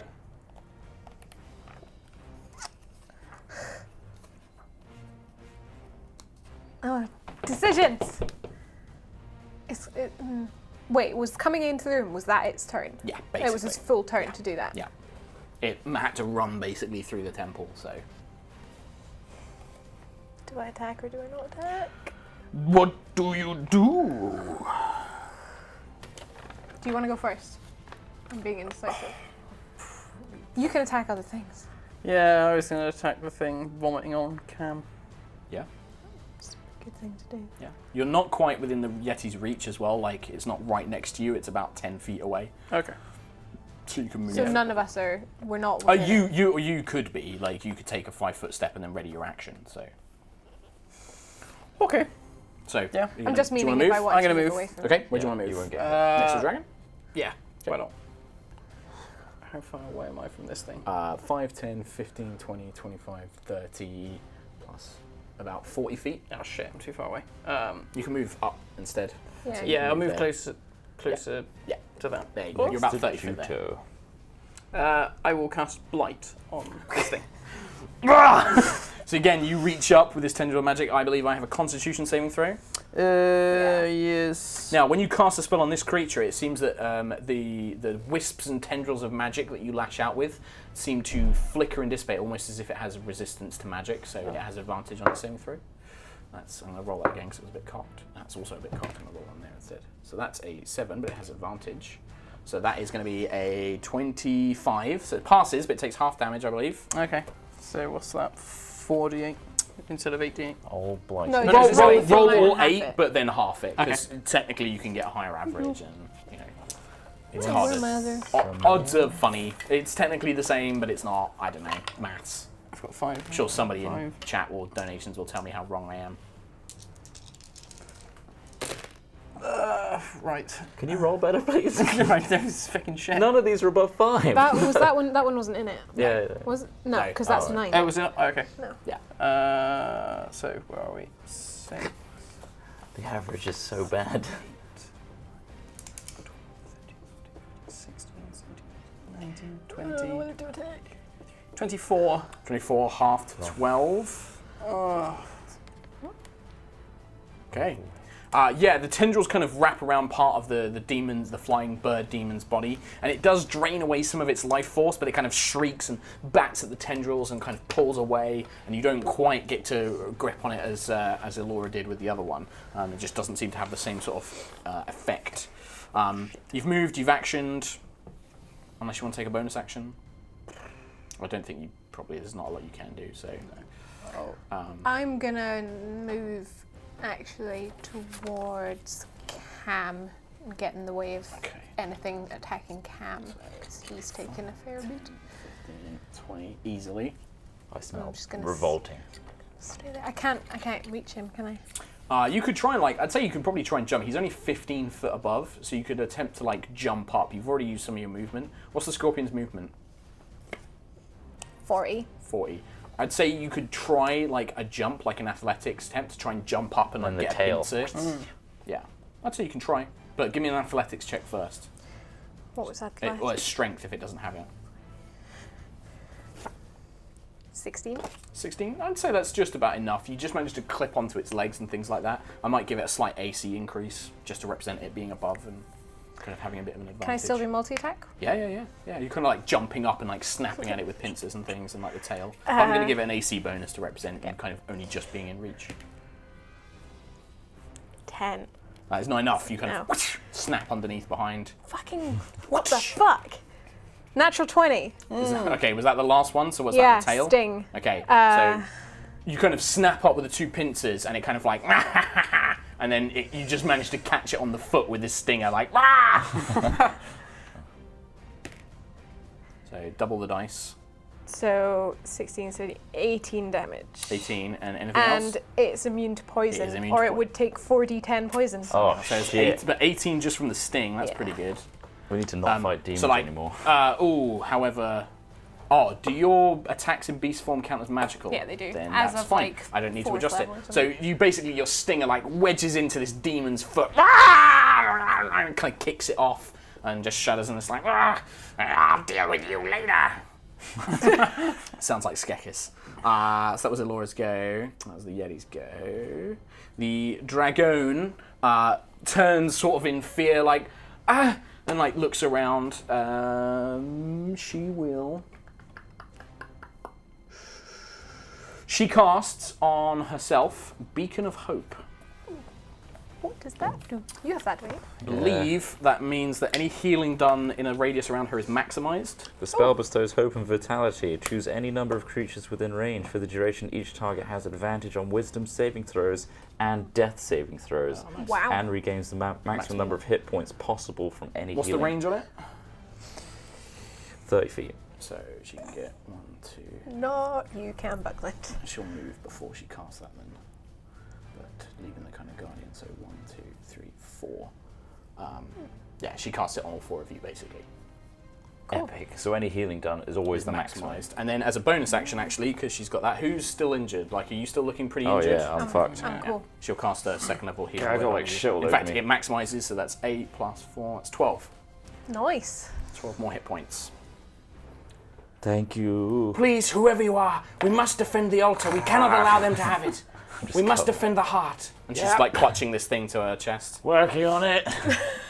Okay, then. Cam Buckland, I'm your covered go. in shit. I'm disadvantaged. At the beginning of your turn, you take only 2 poison damage. Blech. Just a mouth bomb. And at the end of your turn, make another Constitution saving throw to kind of throw Not up shit yourself. spores, basically. At the end of your turn, sorry. What would you like to do first? I'm gonna bonus action the Special weapon? I can move 20 feet with that, 5, 10. so it's gonna not quite get there. Yeah, it's not, because it's going to be still 10 feet up in the air. So, okay, so it gets to about there, but it's about 10 feet too short. And then I'm going to stand directly underneath it. Okay. No, I'm not. No, that's really bad. I moved over there to protect you. I'm going to hop over the scorpion Okay. and get behind it Well, you're already kind of behind. Oh, do you mean away on from that this thing? side. Okay. You kind of do that, and then you look, and emerging from the door is this enormous Yeti who's like, Why? And I'm going to throw Nimbus backwards at the flying demon. Okay. demon. Boop. Natural 20. Yeah. Thump. Yeah, wedges in, double the old D4. Good. Hey, hope you roll that 4. Me too. It's a 4. Doubled. So 9. 9. You again, the dagger sweeps up, strikes into the creature, and you can see that you're causing like multiple small like puncture wounds, and it is bleeding this thick black blood. It's kind of dripping all over the floor, kind of hissing as it hits the ice, and it's just kind of like, Don't I? Zarath, where are you? Kill them! I don't want to say this, but I'm going to have to be fair. Don't I have disadvantage on my attack? You do, but you are next to. Oh, you're not in wolf form, are you? So you don't have pact tactics. So yep, disadvantage, please. But does it not count because I'm an ally that he's next to? What? It's not sneak attack though. He knows exactly where No, I am. it was not the sneak attack. He has because he's poisoned. He has disadvantage on attack rolls. Oh, right. I'll probably miss. What is It's a that? 5. That's probably a 5. No, it doesn't. Let's just retcon that damage there. And you throw up a little bit. Give me the saving throw at the end of your turn to see if you get out of the poison. It's a 4. No. 5. Still. It's like all these What? spores are stuck in your hair and on your clothes. Like you can't. So gross. I'm disgusting. I'm sorry. I'm disgusting. Okay. That's me. It's your go. Great go. At the top of the round, it is Juto's go. What would Juto like to do? Good question. What would Juto like to do? Can Juto, being really agile, jump up and... Yeah, especially since the dragon, who is about, 20 feet, kind of like 15 feet tall, she can kind of like jump up, run alongside the dragon, and then probably leap up at the thing. Yeah, I'd say that she can just do that. She's a monk. So, Wandao. Yep, so you get 2 attacks with a Guandao, and then you can make 1 unarmed strike as a bonus, or 2 unarmed strikes with a key point. 21 to hit. That is a hit. It's a D8 plus 4, I believe. 5. 5, yes. D8, D8. I'm being inept. 6, 7, 8, 9, 10. 11 damage on that one. Okay, Do so it. the first Guandao strike hits the rock, cuts into one of its wings. Good job, Juto. 15 to hit. That just hits, actually. Ooh, cool. Just hits the Guandao. She kind of spins round as she's falling. She gets another blade spin. 9 damage. Okay. Is she attacking? The frog. The flying thing. So she's kind of right. gone. She's kind of currently sort of like still on the dragon's head. She's using the dragon for It's like a advantage. platform. I am really sneezy right now. Unarmed strike. Yep. And you can make a second one of these. Natural 20! So punch. Yeah. So as she hits with a Guandao, spins, hits with a Guandao again, her foot comes round in a flying kick, hits the rock in the beak. That's Oh, so 4. 7. But oh well. still more than nothing. Yeah. It looked cool. And you can see that even her feet, like they kind of glow slightly, and it seems to just like knock the rock for 6, basically. Did you want to spend the key point and do another unarmed strike? She's got 9. Sure. One more. Why not? This is what she's meant to do. It beats 15. Yeah, if it Yeah, beats 15, it yeah, does. you've hit. So yeah, and then like as a final thing, she guile bicycle kicks. 4 damage. That's still something. You can see the rock is like just reeling as this spinning tiefling. As it does, actually, it calls out like, "What are you doing? You're supposed to be on our side. Useless demon warriors." And it just kind of flaps around. She's too busy flipping. He does that. As Juto finishes, this thing is like, "Zarath! Destroy the altar!" And it like points at the thing like, "I know you're still out there!" And then it is going to probably attack Juto, actually, because she just hurt him really badly. It flies down and snaps at Juto with its beak. I'll roll that again because it's really cocked. That's only an 11 though. Nope. She kind of dodges out the way, and then 2 talons. Oh no, just one swipe with its talons comes flying out. That's going to be another 11. So Juto just dodges out the way, kind of ducking to and fro as this rock just throws. Oh my God, she's still alive. Pressure. All of these things at her. However, oh no, when does that go? Oh, that doesn't go just yet. Oh, not just. This Yeti comes storming in, looks around, and goes for Trelemar because it's the closest thing. What is it with Yetis and me? Well, you do smell a bit like Yeti blood. Oh, So, That's true. so this thing comes charging in. maybe it's not mating season. Yep. So it hits you with 2 claws. It's going to try to. That's a 16. Oh, that doesn't hit you, does it? No, it doesn't. Oh, so the first one you kind of see coming and you just manage to duck. You can feel this icy cold air as the claw swipes overhead. The second one, that is going to hit you, unfortunately. That's a 24. That does Damn. hit me. I'm afraid that is a hit. You're going to take 4, 5. You're going to take 12 slashing damage. And then you take 1 cold damage, and I've already halved that for your mask. Ah. However, as it kind of like slashes at you once, you kind of like, you look up in pain, and it meets its gaze with God. yours. Oh, fucking hell. You need to make a Constitution saving throw, please. Not again. Yeah. Look pretty good. if that was 16? 16 is not enough. You kind of look up and you feel this horrid, chilling cold just completely overcome you. Now, luckily, you are resistant to cold damage. You're going to take 66 cold. What? 6, 11, 2 more. 13, 14, 1 more. 16, so you take 8 cold damage. Right. And you are paralyzed, unfortunately. It feels very similar. You've had a very similar effect on the Yetis outside. You're like, and you're just frozen solid. But you can repeat the saving throw at the end of your turns. That's unfortunate. It was very, very unfortunate that you happened to be the one closest, I'm afraid. There is a rumble, and you hear something leap from the wall on the back land and land on top of the altar. Can my guardian do something? What's the range? 20 feet. Yes, absolutely it does. So it's when it enters its thing. Yeah, 20 radiant damage. I make a save. You make a Yes, save, yeah. you do. It is a DC. dexterity. What's the DC? DC is my DC, I guess. It is your DC. 15, apparently. And as it leaps down, the invisibility spell fades as it goes to make its attack. It brings both of its fists down, ready to smash this altar. The Guardian just turns, punches a hole, like a radiant burning hole through the demon's chest. Christ. And it just Did falls. that finish it? Yep.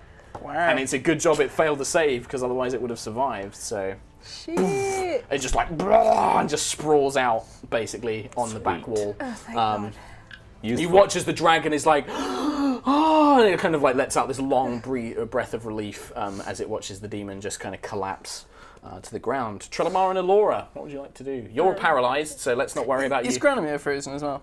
No, he's not. Does he get an advantage? It's not on a spell, it? unfortunately. It's like an effect of like, this thing is so horrifically terrifying that it chills you to the heart or something. I don't know. D&D. That's exactly how That's it it works. works. However, you might as well make your saving throw now, because that's the only thing you can do this turn.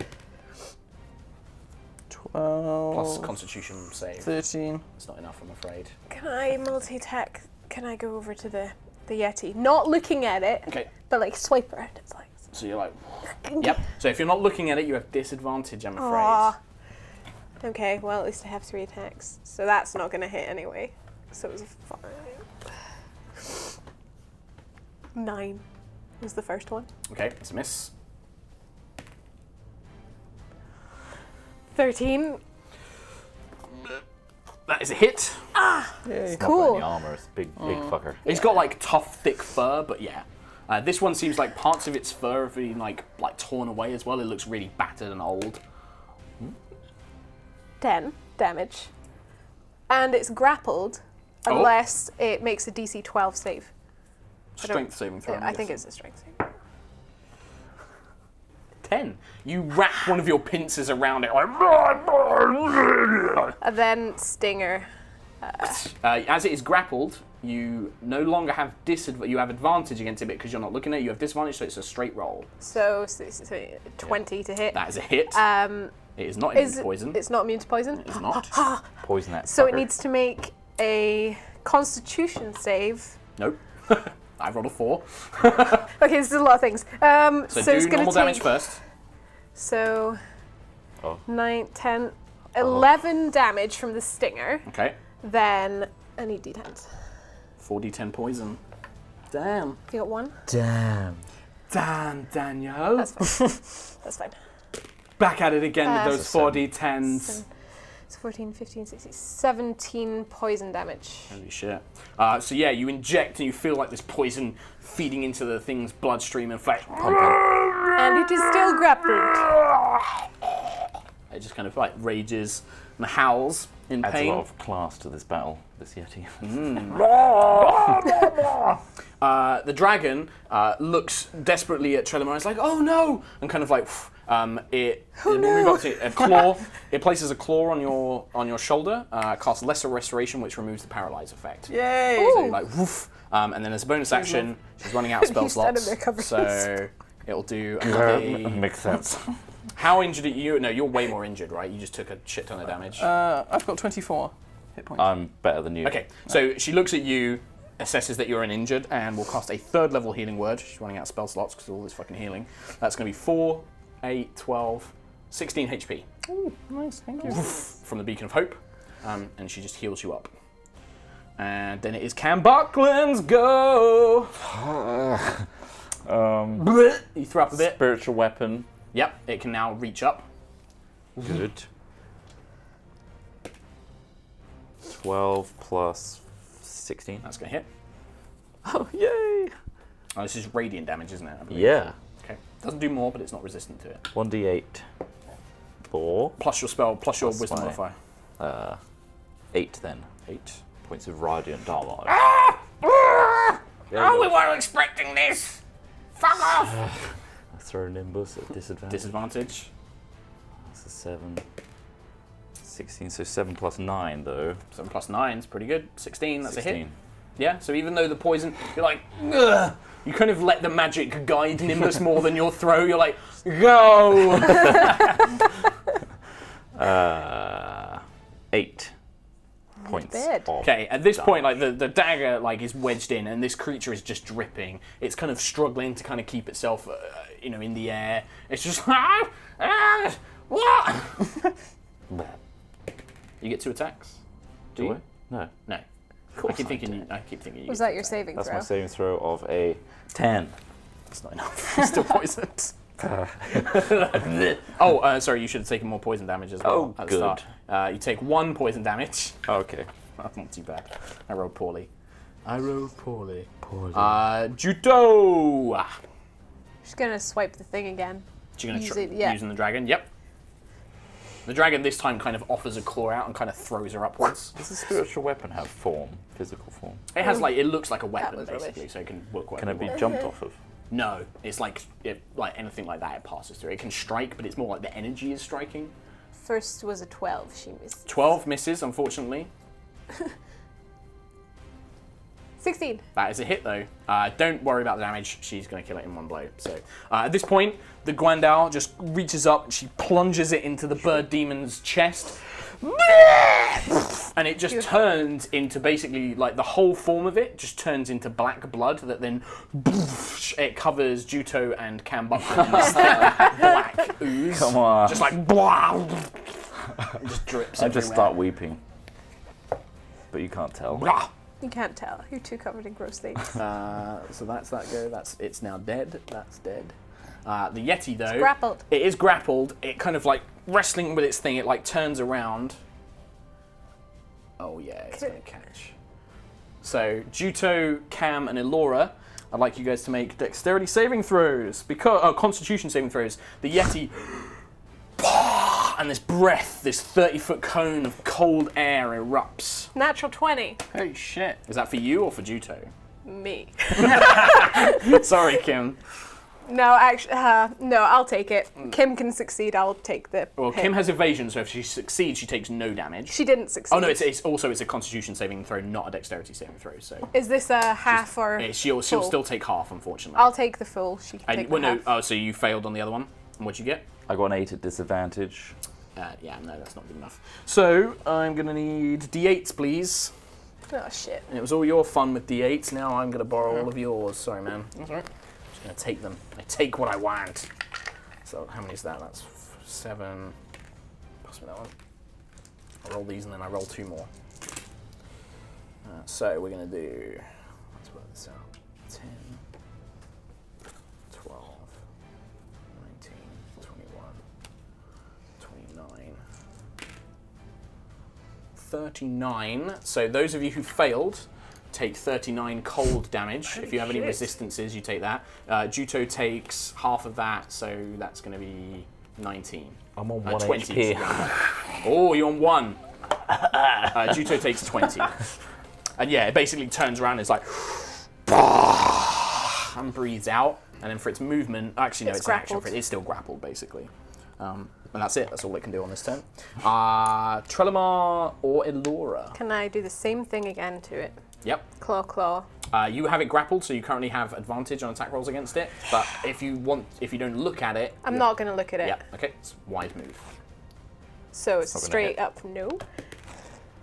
Oh. That's a fucking no. So that was the second attack. What the fuck? No. Yeah, because you're not looking at it while you've got it grappled, like trying to get its like vulnerable parts. There was no excuse for that. That was a straight roll and 3 straight up terrible rolls. Yeah. Weighted. That is Really poorly, forbidden. Trelemar. No. Can I blast it? Yep. You are not quite next to it. Actually, it's grappled, so you can move away without any risk of like well, it move attacking away. you and stuff. Yeah. Blast the Move bastard. it back. Eldritch blasts the beams. The big Oh, beams. for fuck's sake. He's big though, so he has a 2 13s. That is enough. Yay! Just enough. Thank Christ. These 2 purple beams launch into its chest, so D10. Yeah, and then plus 8 to it like, once you roll these. Oh, fuck hell. 16 and 8. 22. Cool. Damn, nice. Okay, so these beams strike into the creature, but you can see its immense, dense muscle mass. It does blast through, and you can see it starts to bleed, but it's just like, it just seems to make it angrier and angrier the more it kind of true gets boss. hurt. Yeah, it seems to get very, very angry as it gets injured. That is you two. So it is now the dragon's go.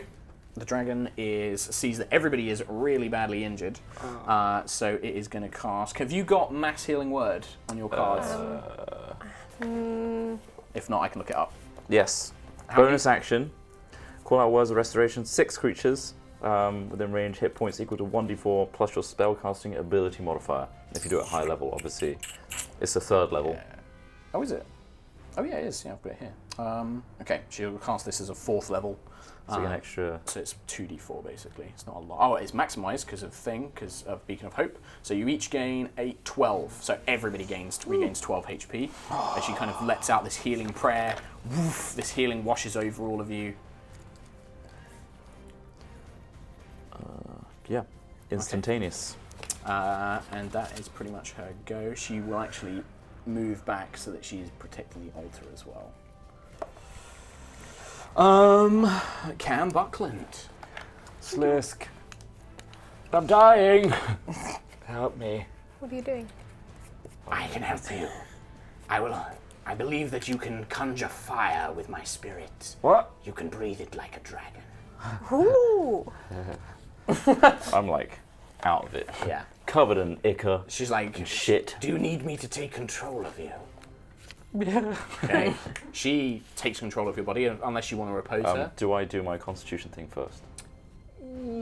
Yeah, you can do that now, but you do it at the end of your turn. Roll it now. I thought I for meant this I'd turn. take damage at the start. Oh yes, you do. Sorry, yes. Well reminded. Good job. Good job. Chop. 4 poison damage. Are you unconscious? No. Oh no, because I got I healed. healed you. That's why I was so up for it. Yeah. So you heal. You kind of feel yourself getting sicker, and you just let her take control, basically. Yeah, I just Okay. fall almost unconscious. I'd say actually, because she's a ghost and isn't really affected by poison, she can act as you without any problems. And what she does is she steps to about here, and then you feel yourself taking a breath, and all that fire you felt building in your chest, she launches it as a line, almost like a straight line of fire, just poof, and into the Yeti, who hates fire. Let's make a saving throw. It passes a saving throw, so it's going to take half damage, but it's going to take... It's going to be 9, so it takes... It's only going to take 4... But you can see that it kind of gets set on fire, and it's all like... It's like trying to put itself out, and it does not like being on fire, as it kind of stumbles around. Can I move my spiritual weapon 20 feet towards... Well, you are not in control anymore. However, Slisk is smart enough to know that, yeah, it will do that. Basically. Is it within range? Yeah. You can make the attack roll because I don't have the stats. 16. That's a hit. 8 plus 4. 12 points of divine damage. Radiant. Okay. Yeah, it kind of like the divine thing kind of pierces into the Yeti. Just kind of stumbles around, still grappled. Oh, you missed on your thing though, so... It's still Oh, it's, yeah, grappled because it until hasn't broken out. saves. Yeah, it's true. Until it breaks out with its action. Okay, so that's your go. Okay, back up to the top. We have the Yeti. The Yeti, my roll... constitution. Who do I like? Katie, roll a d6 for me. Do I do my constitution as well? Yes, do that for you as well. 3. Did you get... Nope, you didn't get 6, so it doesn't get its breath coming back. Cool. 11. It's DC 14, mate. I feel really bad. You're getting I'll so do it at close. disadvantage, right? Yeah. Yeah, because you're poisoned, yeah. So, on its turn, it's going to try and break out, basically, at this point. Well, I get cocked. This time, however, that's like a 19. It kind of throws you off of it. It does take up most of its action. Instead, it will... How much damage has it taken? 56. It is on fire. I'll make it do a will save for it. For fuck's sake, this dice. Come on, stop being cocked. Ah! 5. So at this point, the Yeti, kind of sensing itself is on fire, it's just like, and just runs. It's just like trying to put itself out and scarpers. Opportunities? Yeah, if you want to take them, yeah. Yeah, I'm going to take it. Can my spiritual Yeah, weapon do it? No, your spiritual weapon can't, and you can't with spells. So it has to be melee. That's with vampiric touch you could. I got 2, so no. So no. So this thing, you snap at it as it runs off, basically, and you can hear it kind of thudding down the temple, kind of like trying to put itself out. Still alive, and you know it's out there somewhere, but for the time being, no longer a threat. So we can drop out of initiative. Initiative. Through that. Good time for a break. Yeah, we need Oh, is to it have good? a Is it break break. time? It's well past break Well, time there we now. go. We're going to take a quick 5-minute break after that There's battle. fan art, and then we'll though. recover to this. And we've got fan art this week, so check that out. Thank you to everybody who sent that in. Thank you very much. Thank you. Enjoy. Sorry if we missed any, it was a very long video. Yeah. It's very long.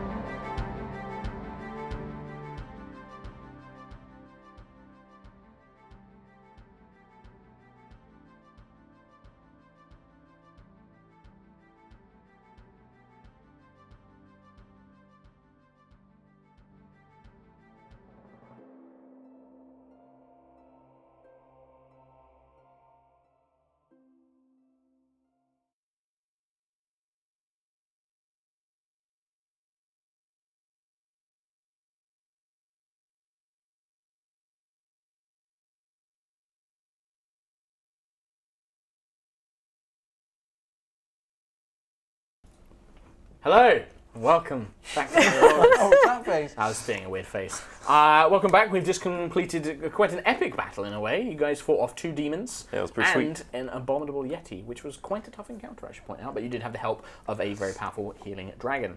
So you guys return. We basically the Yeti storms off throughout to the temple, back into the temple. And yeah, the combat dies down. So for the moment, we'll go out of initiative.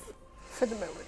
Well, unless the Yeti either decides to come back or you want to go after it. I hobble, covered in ichor and You shit. thought a little something. I just wipe my face and just throw it on. So it will be basically, right, because you would normally have to keep saving it, but the dragon kind of looks over to you, places a claw, this massive kind of claw over your shoulder, and you feel the poison washed away. It's going to cast protection from poison. Get rid of it for you. She's like, oh, are you all right? The demon's poison should be gone now. I'm gonna become me again. Better now that you are safe, Lady Amaryllis of Bahamut. You're fine now. You feel like the sickness I'm kind of playing washed out. Oh, okay, I see. She's like, I do not know who any of you are, or why that you travel with one of the demon's warriors, and she kind of gestures towards Juto. I am very grateful for your assistance. Why did you release me from the stasis, however? Exit me. Exit me. The ghost kind of like leaves your form.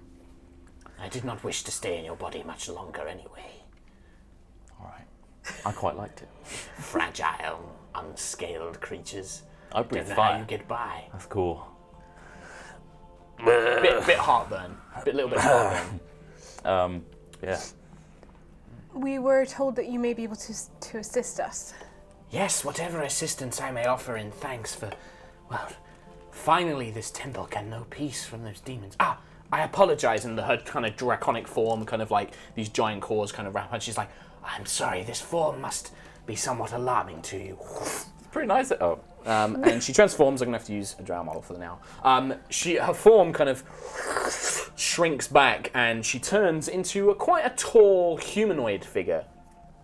Slightly tan skin, wearing a white toga with silver kind of hair ornaments, white hair kind of long spilling down her shoulders, down Beautiful. to her waist. Very, like, beautiful, very curvaceous as well. Very sort of curves in many areas kind of thing. But she has like this white hair with like silver ornaments, tan skin. She has like painted white tattoos on her arms. The toga is quite revealing and quite loose.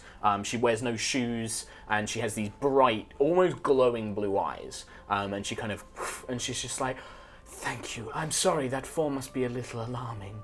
And she's kind of clutching this kind of large sphere, which you can now see resembles almost like a metallic kind of orb, but you can see it's inscribed with draconic runes all around it, and she's kind of clutching it to her chest. You have a very lovely ball. Thank you. This is my life's work. Who are you? I apologize, but some of you are very strange. The elves, I know. I have seen your kind, though. You look different to the elves I have met. But you, a strange creature, I have not seen anything like you before. And why do you travel with a servant of the demon's army? Why does she fight against her masters? Juto kind of just goes a bit quiet and just stands next to Allura and kind of bows her head a little bit. We have explained this to your guardian. A lot of time has passed. Things are different now. The stasis, of course. How long has it been? I'm just gawping. Is the war still ongoing? What of my brethren? Have they won? I can't remember. So Juto steps forward and she's just like, from what I understand, Lady Amaryllis, yes. The demons were sealed away. I am not one of their warriors. I am an ancestor of those who survived. The dragons won, but many of your kind put themselves to sleep. This is something Juto would know from her childhood anyway. The dragonborn now reside in your kingdom. And the dragon seems to go a little bit quiet, looks around. She's like, oh. Slisk, and she looks towards the ghost. I'm so sorry. You must have died defending me. And the ghost kind of just formally bows, kind of giving almost like a warrior's salute. It is my choice, lady. It is our service to die for you, and die we did. And now at least this temple can know peace.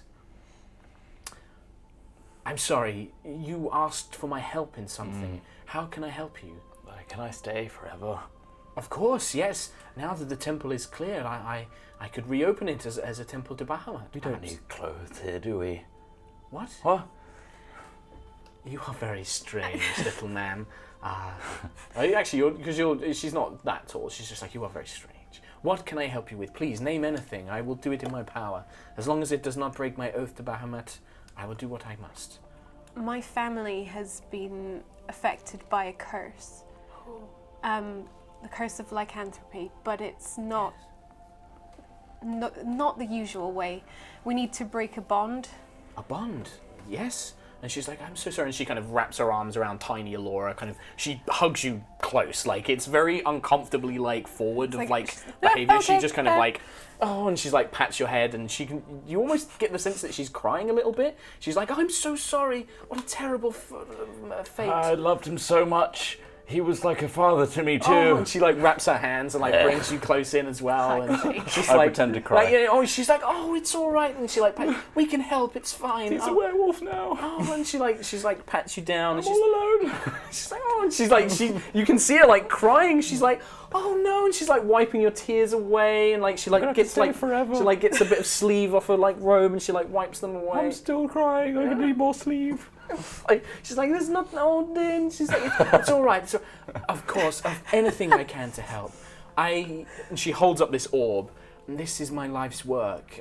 I created it to help free, and she looks over towards Juto, those that make agreements with creatures that malicious spirits, demons, or even some fae. I created it to help free them from their bonds. It can also cure diseases. It can remove illnesses. This should be able to help your family. I will need to use it on them. I'm afraid it is bound to Bahamut's will. Only a loyal servant of the Platinum Father can use it. I don't know where he is.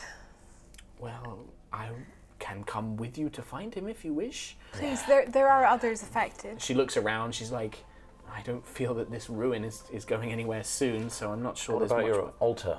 She turns around and she's like, yes, it was a gift from the Platinum Father himself. And she kind of, if there's anything else, it can heal the sick, it can restore life and things of that nature. If there is anything else you require, I could try and help. Excuse me. Yes, hello, young man. Yeah, that's the problem. Oh, whatever is the matter? I am not young. Well, now I know for an elf that you are. No. Even in dragon years. You don't understand. I am a man. Of course, and she pats you on the shoulder. We all go through difficult times in our life. Now, has this been explained to you? The growing into it, maturing as a man. He took a potion. He used to be older, and he took a potion. Oh, I'm so sorry. I have been youthed. Oh my goodness. Yes, the altar has some ability to help with such matters. Now, you say it was a potion that did this. It is likely the altar's power could remove or reverse the effects of magic. You have not been aged naturally, and so much like a spell can cause disease or cripple, I have the power with the altar's benefit to remove that from you, but I should warn you, it is likely that arcane magic is unpredictable. I may age you perhaps a little beyond what you were originally. Not much, but perhaps a little. Do it. Yeah. Old man trail. If you wish. Anything. She better kind than this. she looks and is like, it will drain most of the altar's power, but what use is an altar in a ruin like this? I'll carry Bahamut's power with me. Very well, step forward, and she kind of gestures you up, and she kind of leads you over to the altar. She's like, place your hand upon the crystal surface. And then she moves behind it, and she gets down on her knees, kind of bends over, which appeals to Cam, obviously. And she holds her hand in prayer. A few moments go past, and you can hear her muttering in Draconic, kind of just making this kind of prayer. And the crystal glows blue, and then suddenly you feel like this power kind of walk through. I need you to roll percentile dice for me, please. So that's that one and one. That's how many thousand years you age. Oh my god. It's 100. How old was Trell before the potion? I think we said he was like 26 or something, right? Well, yeah, I can't remember how old you You was. can always count on Trell Give me a roll rough thing. fantastically. That is 1 in That's 100 chance that you rolled that. That's ridiculous. Shit. So, That's 100. I can't remember. well, give me a rough thing. Like mid-20s, later 20s. What would you say? Yeah, later 20s, I imagine. Like 27, 28? Yeah. All right, we'll say 28. So that's going to be, and you're about 17-ish now. So that's going to be. Okay. Weren't you a bit younger than that? Was I? Because you're about the same as Alora, and she's not. Whatever you want to be. She's like early Whatever you want to be. 20-ish, early 20s. I thought you were like 26. Like I always kind of pictured him as like Mid- adult, but like not older. Not Alright, like. say 26. then. Okay, so 20. It's gonna be like. Okay. He was 10. He was 10. He wasn't Okay. born. There is a sudden flash, and you hear Amaryllis Amaryllis go, "Oh no!" As you feel this kind of surge almost like erupt into you. Your arms feel stronger, but then there's almost a moment where like you feel like your joint ache a little bit. And as this kind of flash emanates, you see Trell fills out his coat once again. Like you can see his kind of like features have kind of changed from being that awkward teenager to being that kind of strong chiseled jaw. But now there's some like growth of a beard, kind of slightly graying. His white streak, there are now multiple streaks in his hair. He looks to maybe be around like 38, 39-ish, like kind of drawing to his more middling years. That's all right. But It actually makes him look more distinguished. You've kind of got like a drow George Clooney face. Oh, nice. Like again, that kind of like slightly rugged. You've got a few kind of like worn lines. That's the But main you're thing. looking much more sort of more gentleman. But you do feel like there has definitely been youth has been pulled out of you. And yeah, like you said, like there's that slight like stiffness, like maybe like your back might go on a cold day and stuff, but not like old. Just like. Kind of Problems are starting to occur. It's starting to get there. Only you. And you could just roll that. and so I had this thing of if you rolled a 1, it wasn't going to work. Right. If you rolled under 50, you basically went back to your normal age. Okay. If it was 50 to 99, I was going to add like 5 years, so you'd be like early 30s. Yeah. If for 100, I was going to double the age you lost and add that to what your existing one is. So pretty bad. So Such a powerful altar. yeah, well, Jesus. but you see that now the glow of this crystal has diminished to a very faint like hum, like a very small kind of faint glow. And Lilith kind of looks up and she's like, I'm sorry, it's not being used in. Well, I don't know how long it's not been used. The magic was. Laughing my ass off. No, but it looks good. Very distinguished. Do I look okay? Am I Like, am I old? Alora No, can't- distinguished. You look distinguished. You're gonna die soon! What? No, you're not. No, You're so old! Juto steps forward and is just like, you don't look that old, Mr. Elith. You look. I'm looking for a stick to give him as a walking stick. Juto lost I'll some shove years. this stick up your ass. Juto lost some years. Do you want to give her? with a potion as well? No. We can try, but the power is somewhat diminished. I don't. No. She's fine. It's for the Aren't you, best that we Juto? leave Juto alone. Juto's like, it was not through a potion. I was returned to the world, and I returned younger. At which point Amaryllis is just like, oh, I'm afraid I would not have been able to help in that instance anyway. The potion that stole your friend's I'm age. sorry to interrupt. You're gonna have to speak up. He's hard of hearing. Oh, fuck off. You mustn't do that. That is very rude. Please, no. It's traumatic enough. Your friend has suffered. Yeah. Is there any sort of like ramp access or anything like that to get out of this temple? No, he's fine. He can walk. Right? You're fine? Do you want to just walk a bit? If I can aid any aching joints. I'm sure it's fine. No, it's fine. Anyway. How will you aid my aching joints? I have some balms, some oils, perhaps. Will you be applying these Oh, yourself? yes, yes. Of course. Trell, you dirty old perv. Everywhere, all the joints. And she like shuffles over, and like you can see it like pulling like various like jars and things. And she comes over, and she's like, "Yes, I have these. Like let me try." And she like gets your elbows, and she starts massaging this kind of oil underneath your arms. I'm pissed. I just. Fucking. And she's kind of like, "I'm so sorry. Now I'm sure that Sliska's introduced, but I am Lady Amaryllis, a cleric of Bahamut from the kingdom of Bresaris. If you have any knowledge of how long I have been here, I would be very grateful. You guys can make history checks. I was going to ask, like, do you know of Palor's Light? Natural Okay, you can ask 20. that. Okay, what'd you get? 17 plus. 15. Okay, yeah, you guys are pretty good. You know stories of the War of the Claw. This was the war between the demons and the dragons, and this happened thousands of years. It ended, early in the kind of like it ended long before Palor's Light. But the rough story goes that demons tried to break through the world. They kind of tricked the early human settlers into joining them, taking their power, which kind of gave birth to the tieflings. Yeah. But the dragons eventually beat them in a last desperate attempt. The demons were going to completely overrun the world, overrun the kingdom of Bresaris. But the nine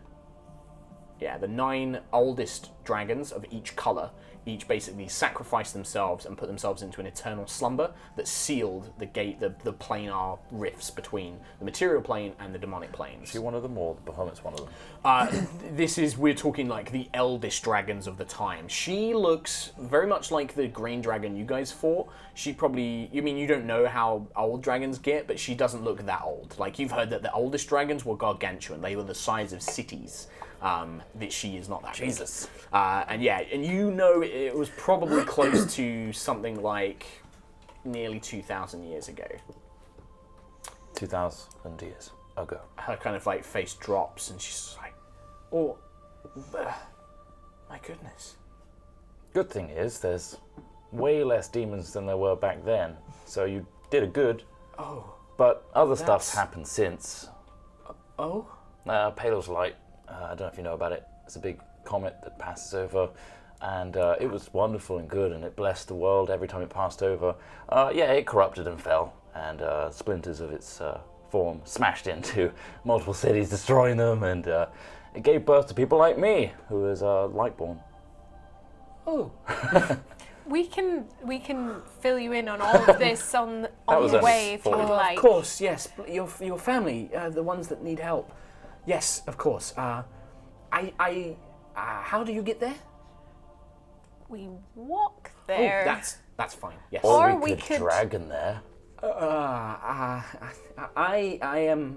not like any other dragon. I'm not very good at flying. It makes me feel quite nauseous. I'm not particularly strong. This is why I'm dedicated to Bahamut, and I swore my oath. I'm not a fighter. I can fly, but I'm gonna go up and just clasp her by the arms. It's okay. By the arms. I'm glad you said the arms. Okay. The arms. Yeah. Just say it's okay. We'll be your strength, and maybe in time you can overcome your nausea. But for now, we'll walk. Okay. Should I breathe? Yes, that's fine. And stay in this form. That's probably best for blending in. Yes, of course. Yes. My natural form is I prefer this one anyway. It's a bit easier to move around. Me too. All right. Well, yes, please. Lead the way. Are any of you injured? Do you need healing? Might need a few balms. It's Yes. a bit embarrassing. It's like all in the thigh area. Oh, okay, that's fine. Inner thigh. Yes. Cam, Yes? no, We can work on it later. we can go. I might just need He's some fine. stretches. Are you sure? The battle was quite fierce. Are you injured? We can rest a moment if you wish. When we get some peace and quiet, then you can apply it. All right. Very well. Well, please lead the way. Such a shit. This way. Okay. And you guys make your way out.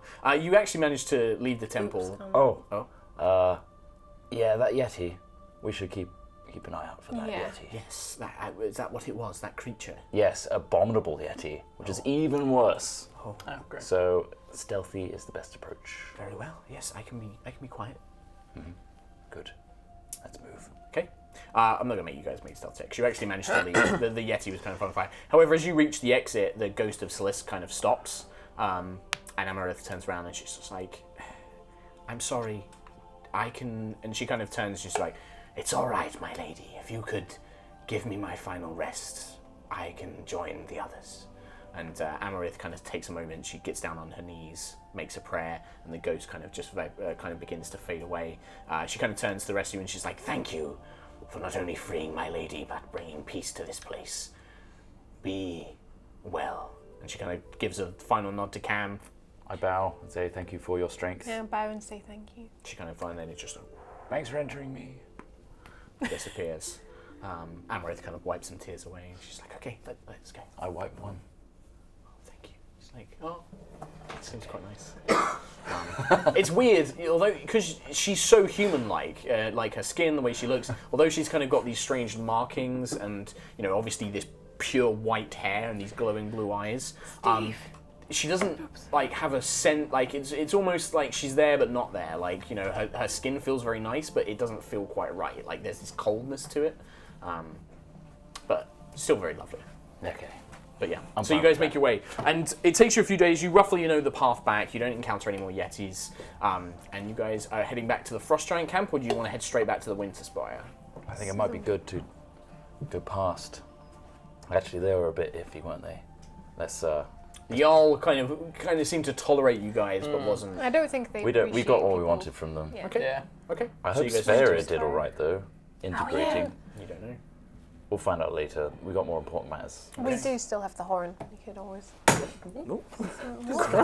What is that? That was the chair. Chair's just going to explode at some point.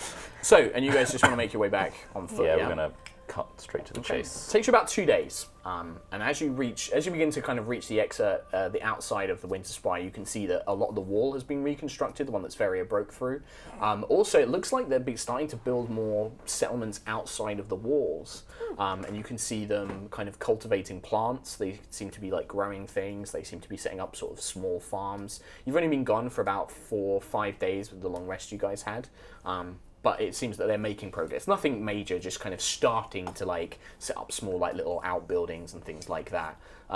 There are soldiers, but they are not kind of aggressively patrolling. It looks like they're more scouting and keeping an eye out. And as you begin to approach, quite a few of the citizens see you. They bow very deeply. They kind of greet you. They kind of wave to you, and you are definitely treated as very honoured kind of guests. Quite a few of like... I milk the shit out of this. Well, I was going to say quite a few, like there's a couple of like families, like a husband and wife or like an older family with children kind of approach you, give you small gifts of like food or like just say, "Thank you, you saved us," and they kind of, "Thank you for helping Nilistri," and, they kind of offer you their thanks as you're kind of making your way through. Which was nothing. I particularly like to give glances at Amaryllis. Mm-hmm. Oh, she's like, and she's like looking at you, and she seems to be almost beaming, sort of like she seems to be very glad to see that you guys are well respected here, and then the people see you as I someone. can't possibly take these gifts. You need them more than I. "Oh, thank you, Mr. Buckland, thank you," and they like take them back. They offer it like to everybody and stuff like that. But yeah, generally like you guys are well received. You are led inside the Winter Spire, and you are led within the actual main room where Nilistri is currently speaking with Pela.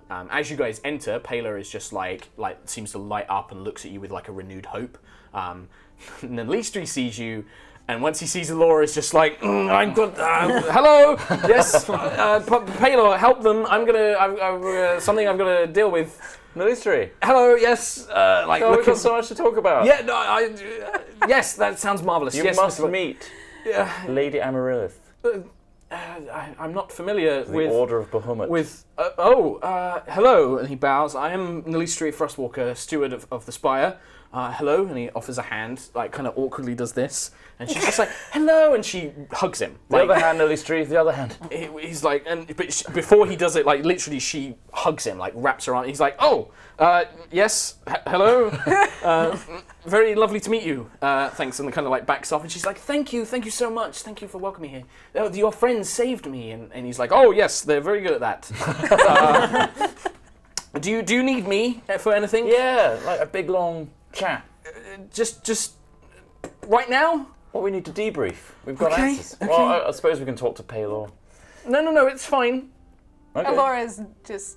You not busy or gonna- something? No, You got nope. something? You got something to do? Nope, nothing. No, it's fine. It's fine. It's honestly fine. Are they calling you king yet? No, steward. I keep telling you, steward. I'm not taking that title for myself. Tell Paylor. we find a way to cure Shalana. Paylor just like... She comes up, just wraps her arms around you, and you can hear sobbing. Like, you can see her kind of like, her eyes welling up and crying, and she's just, thank you. She's just whispering in your ear. Is there any word on where my father might be? Did She my kind mother of backs find off. anything? Nalistri kind of clears his throat. He's like, I'm afraid not. I have scouts looking for him every day. We can't find any trace of him. Your mother has temporarily returned back. I've sent as many soldiers as I could spare. She had to return to the spire, said that they need at least one leader there for the time being. I will continue looking for your father as much as I can. I will send word to you immediately. She's not here. She came back. Aletha's left for the She's Moon gone to the Spire. Moon Oh, I Spire. thought she briefly came back. Right. She stayed for a few days, but It's already gone. she told me to apologise and say that she's sorry, but the spire needs her. Any idea where she Can could I have gone? communicate with the...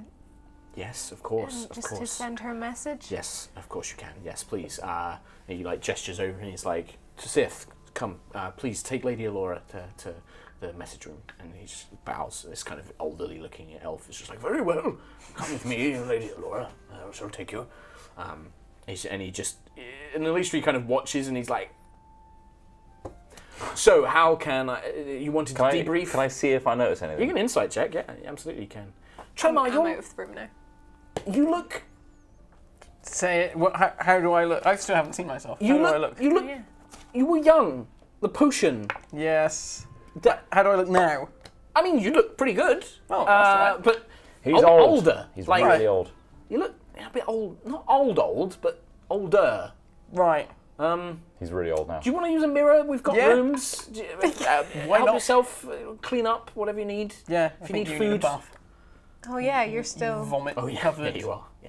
I've tried to clean myself up on the travel, but yeah, it's just like wiping myself off with I snow. just had and an stuff. image of Cam rolling in the snow, just Yeah. rolling back. Yeah, I mean, to be honest, Morning like, bath. you would have been able to get a lot of it off. Like if you actively Probably still tried to clean stink, it though. and stuff. Yeah, there's definitely a strong stench of demon ichor. I got 25 on insight. Juto was also going to say, "Oh, really? I got plus 10. Yeah, you." You got a +10 on insight. Holy shit. Strange. Watching the way that Nalistri's acting and the way that Elora reacted to it as well, like you're definitely beginning to pick up on that Nalistri deeply cares about Elora in a certain sense. Like just that you've seen this kind of behavior before, you kind of get the idea that it's like young love. Like you've seen young men who have been smitten before and don't really know what to say, and you're kind of getting that vibe off of Nalistri. He's like, yes. Did you want to debrief? Should we, your friend, the way to cure Lady Shallan, should we do that? Yes. Excellent. course. Yes. But- And Payla's just like, please. How? What do we need to do? Oh, Lady Amaryllis. Oh, she's has like the answers. She's like, oh yes, sorry. She presents this kind of sphere. She's like, this is my life's work. It is a magical device that can cure diseases and poisons and ail the sick, but it has the unique ability to break bonds between celestials, fiends, fae. If the curse that your friends have informed me about is based on this connection, I believe it can cure it. Payla is just like, please follow me, and they take them. Do you want to follow? And Nalistri's going to say, okay, so Nalistri comes with you as well. You guys I make your give way him down. a sly wink on the way out there. He looks at you super nervously, like, what? That's it. I'll just turn around, walk away. He's like, he like mutters to himself as he's like wandering around. You guys are led down into the jail cell, which you remember that Trelamar bamfed Shalana into. Yep. And you find her there. She is in this woven form, and she's wrapped up in like thick blankets, and you can see her just like half-lidded. She doesn't seem aggressive, but she seems sick now, like almost like trying to fight this off is weakening her. Yep. Amaryllis, when she sees her, is just like, oh my goodness, open up these gates right now. No, she needs help. Open these up now. Danger. She looks at you and she's like, open them now. I don't have the key. Nalistri's like, I'll do it. And he reaches out with his ice hand. And it's like, and you watch as the bars just melt away. I prepare my daggers. Shalana kind of like lifts the lid and you hear a faint growl, but Amaryllis just strolls in holding out this orb. Shalana leaps for her like in an instant, and you kind of go to draw your blade, but Amaryllis just steps in, wraps her arms around Shalana's form, who's now trying to bite into her, presses this orb to her chest, says a word in Draconic, and then there is a flash of light, and you watch as the Wolven form begins to recede. The tattered clothes kind of now begin to form around Shalana's body as it begins to revert to its elven shape, and she just collapses into a pile. Paylor pushes right past, gathers her up in her arms, and just seems to fall back to normal. Amaryllis, you can see there is a bite mark, but it didn't seem to penetrate through her skin. Like, it almost looks like a bite kind of latched into her shoulder, but didn't actually pierce through. You get the sense that maybe, although she's still got this human form, her scales are still offering her some sort of protection. And yeah, she just kind of steps back, and you can see she's smiling, and just kind of takes a moment. Nalishri kind of is just like, amazing. I didn't think it would work that quickly. This orb is truly incredible. May I see it? And Amaryllis holds it up, and you can now see it's dull in color. Where it was once golden, it now almost looks like a dull bronze. And she kind of nods. She's like, unfortunately, its power can only be used once per day. But Are you going to say just once? no. Once per dawn, it may be used. Melistri, Yes. I assume you know this now is an extremely rare item that must be protected. At all costs, yes. Yes. He turns, my lady, I don't know who you are. Obviously you are some sort of cleric, but you are welcome to stay here as long as need be. Lady Alora's father is still missing. He has vanished into the snowlands, and we don't have many ways of locating him. My arcane advisor is currently working on a potential solution, but it will take some time. Would you be willing to stay here with us? And Amaryllis is just like, of course. You may keep the orb here, and I can return if called to it, if need be. She turns to you two, and it's just like, would it be all right? There is a city from here. I've heard you speaking of it, this Talis Val. I would like to see it at least once, to see how civilization has changed, to see if I can be of use there, perhaps. I can return here quickly. Like I said, I don't like to fly, but I can do it. And there are certainly magical ways I can return. Would that be all right? I'd like to at least see the city once. Oh, you don't know where to go? No, that's the thing. Well, we do have to find Alora's dad. But I don't know how. And Alistri's he kind of looks at you, he's like, I don't think we can find him immediately. Alphadon was a master of the wilds. He taught Alora everything he knows, and we won't find him without magical means. Even my best scouts haven't even found tracks.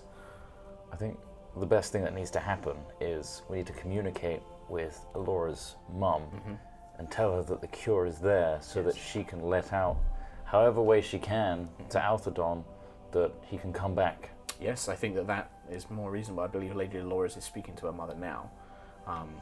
Oh yeah. Perhaps even Lady Aletha may even be able to return here and do once she has at least put somebody in charge of the Moonspire temporarily. She must know something like leave traces to say it's okay to come back, or... There will be something, I'm sure, that they can do, some magical means of some such, especially a druid as powerful as Alora's mother. I'm sure there is something. There is also another thing. I've received a strange message. Paylor specifically received a sending spell.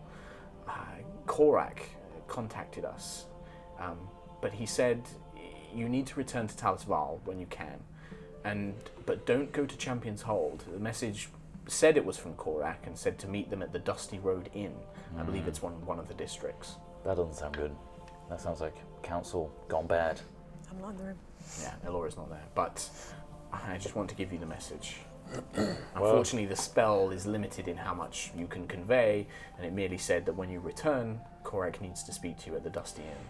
Well, thanks for letting me know. So if you need to rest here for a night, you are more than welcome, as you know. Alora will need to rest. Why? Just say. Why? Why does she need to rest? Oh, she's very She injured? Yeah, What? badly. She needs tending to. She didn't look injured. Yeah, she's broken. Make a deception check.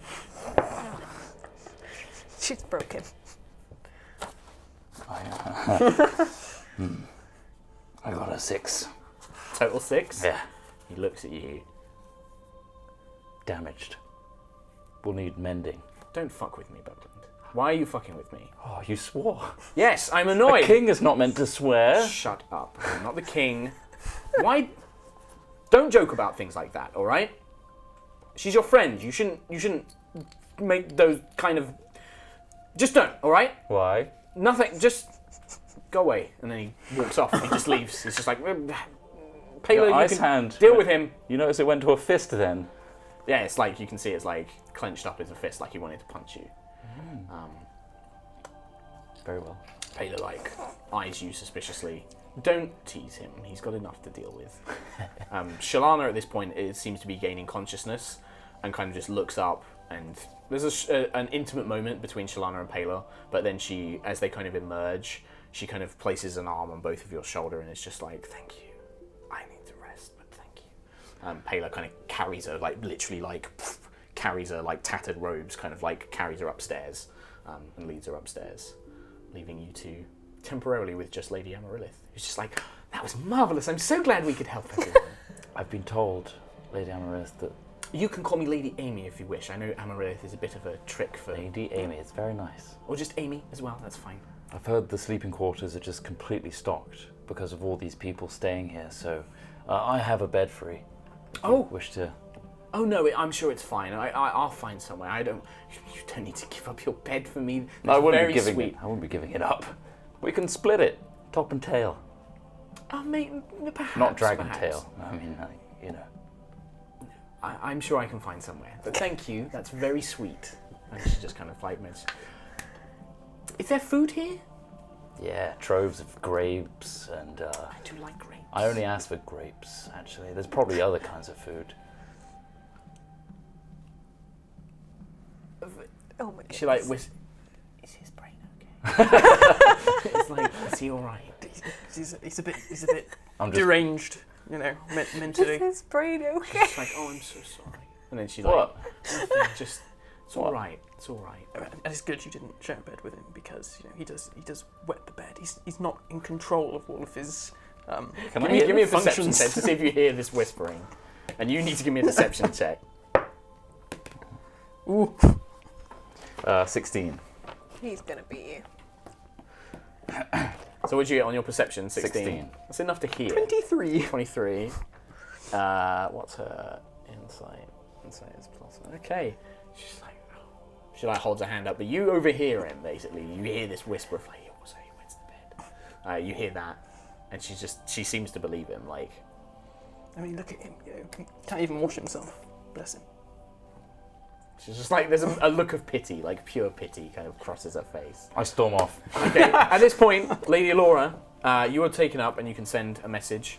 You have a rough idea how this machine works. You can basically send short messages, about 50 words or so, to an elven spire, of anyone of elven blood, normally of lineaged blood.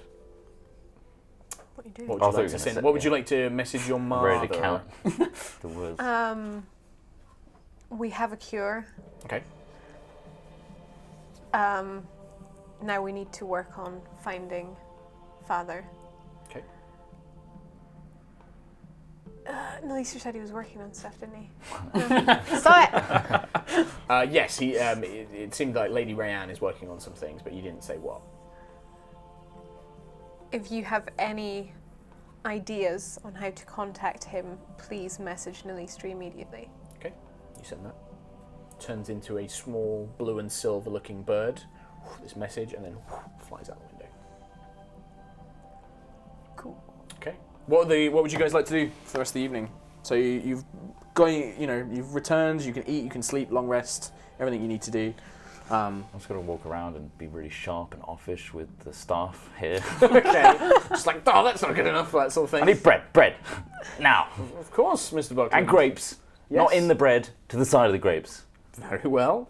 They kind of like look at you strangely, but they don't really question you. They just go and fetch up a I bit sit of in bread. the corners of rooms, like in shadows and stuff, and just like Okay. frowning. Pissed off. Yep, that's what you do. What are you doing, Trell? Try and find a mirror. Well, you easily, like, within moments, you find, like, a bathroom and things like that, and there is a mirror. And, yeah, you look at yourself, and you've definitely got, like, you know, a 5 o'clock shadow, which is... elves only in their later years tend to, like, start growing beards, not until, like, mid-30s, nearly 40s. And you can see it's, like, a little bit pepper grey. Your white streak in your hair, there's now a couple more. Your face looks a bit more worn, but you've got your strong jawline back. You know, you fill out your clothes properly. It's all right. Could have been worse. It could have been a lot worse. Yeah. And yeah, so you find that. Anything else would you guys like to do? This is your time to do as you would wish. He's thinking. He is. With Lady Amy. You find her, she appears to be kind of given free rein, she wanders the gallery and she's reading history books, and you can see her kind of chatting to staff every now and then. She also seems to be giving advice on healing, so like if you she kind of spends her time either kind of going through history books and trying to like read up on what's happened, or she goes out into the kind of outside areas, like around within the walls but outside the spire, where there tends to be healing houses, and she's healing like sick soldiers, she's helping like mend bones, she's basically doing everything she can to be helpful, and that seems to be like a big driving force for her. I'm going to see if I can find a lease tree. Okay. Yeah, you I'm kind going to of... go and see Shalana. Okay. Just to make sure she's So you stalk through the spire, and eventually you kind of find him. He has set up like a miniature war room in like one of the old rooms, like unused rooms. War room being like more like logistics. Like he has a chair there, a scribe, scholars, and they seem to be talking about creating a bigger establishment, creating more, sending word out to the people of Hallow, trying to create good, strong allies and relationships here to kind of help them rebuild. As you walk in, he kind of gives you an icy stare, kind of looks at you. I just walk around as if... Cam, Steward? is there anything we can help you with? No. Just Well- perusing. Very well. And he kind of looks down, he's like, I suppose we could get your advice on something. What do you think of the people of Hallow? They attacked some of our people, but from what I met of them, they seemed good folk. They are good folk. They stood down immediately when we said the situation. The fact that they came to our aid is something to be noted. And also we fought with them in Hallow against a threat to their town, and their sheriff was a nice person and meant well. Did seem that they have... It seems that Hallow's an exception. Some of the other settlements around here are not as friendly. But it would be good to have some allies. It might be a good start, at least, to Yes. maybe approach the other settlements with Hallow. Yes, that's a good idea. Thank you. I'm sorry I yelled at you earlier. I'm sorry I said Elora was damaged. That's permanent, I'm afraid. She's always been like that. I'm joking. Yes, I should gather. Just look after her, please. Make sure she's all right, and let her know that we are trying her best to find her father. Don't I'm going to worry. be very busy, so I'm not sure if I'll have a chance to speak to you. He's like looking around. She's in the safest hands Yes, I'm sure. of Iraq. Yes. All of us will keep her under control. I'm sure Juto will look after her. How is Juto? Is she all right after the bracer incident? She's been through a lot, but I think it's for the better, and Yes. she's just coming around to the fact that she was under that control for so long, and feels to blame, I think. Good. Look after her as well. Anyway, I've got some business to attend to. Don't give up. Just don't. Don't give No, up. don't talk to me. Don't say things Start like that. every day Just With a smile. How? He looks at you. Do you know? What do you know? Tell me. He like looks to his advisor. He's like, "You can leave. Go away." And like they'll kind of like shuffle off. He's I'll like, wait till they leave, at least. What do you know? I know. I just know. Have you seen it? Yeah, I've seen it. No. What? Well, yeah, I saw it in your posture and your glances and your nervousness. That's what I saw. Why? What did you say? What should I have seen? Nothing. Look, just don't. Oh. Shut up. Just shut up. Please shut up. I don't. This is difficult enough for me. I don't need your shit. Elora needs it, and so do you. And I think it's a good source of strength. Don't fuck it up. I will do my best not to. Don't fuck it up for me. I won't. Good. It's not my intention. I just want her to be happy. Me too. Shut up. I'm not going to. That's impossible for me. I know.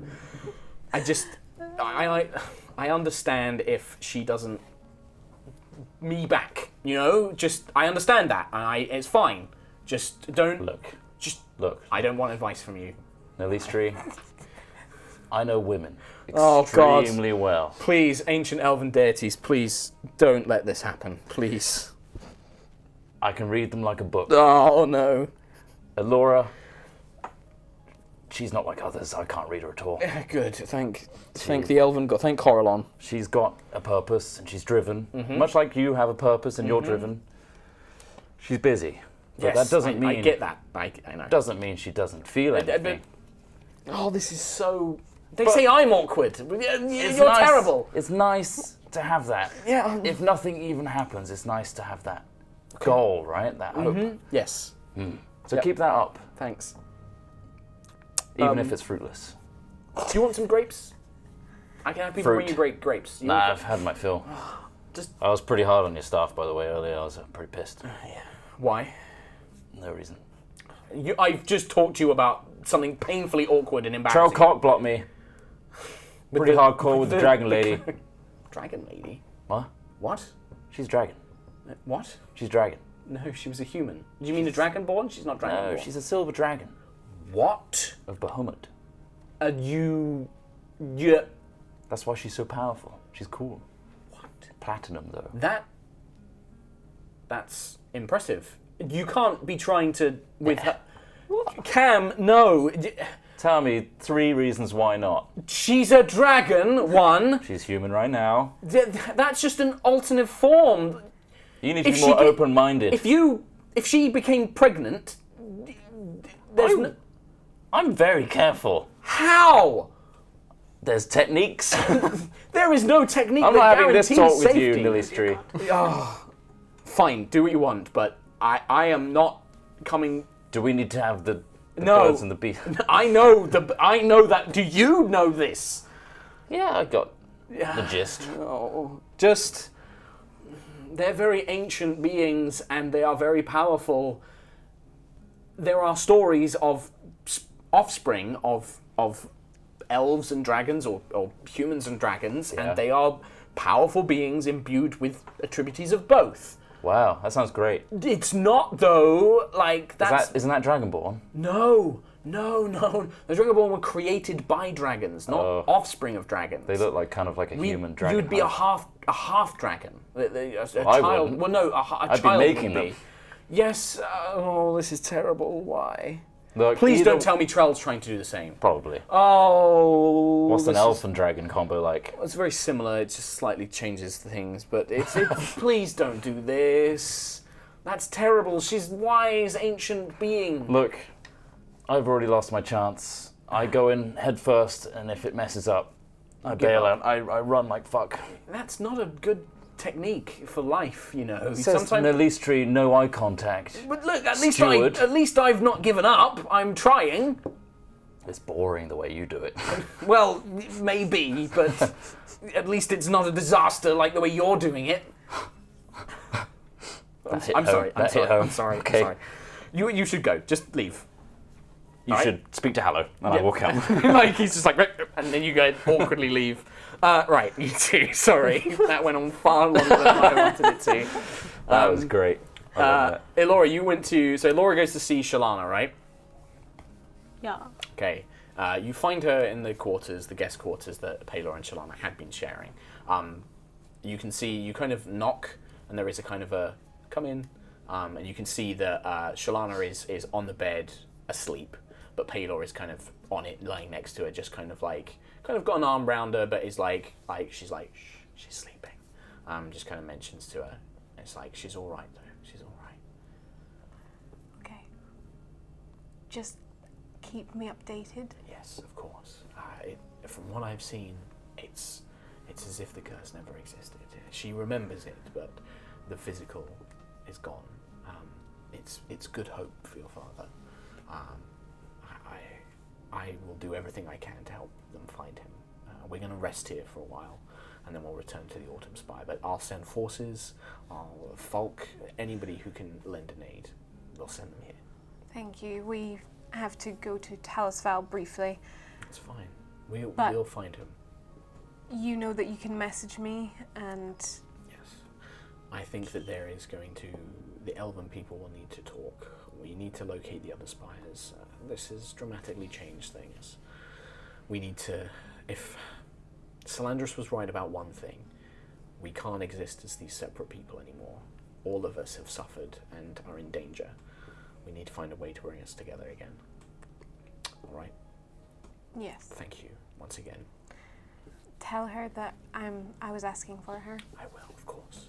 She'll probably try and speak to you before you leave if she's feeling up for it. So, all right. Thank you.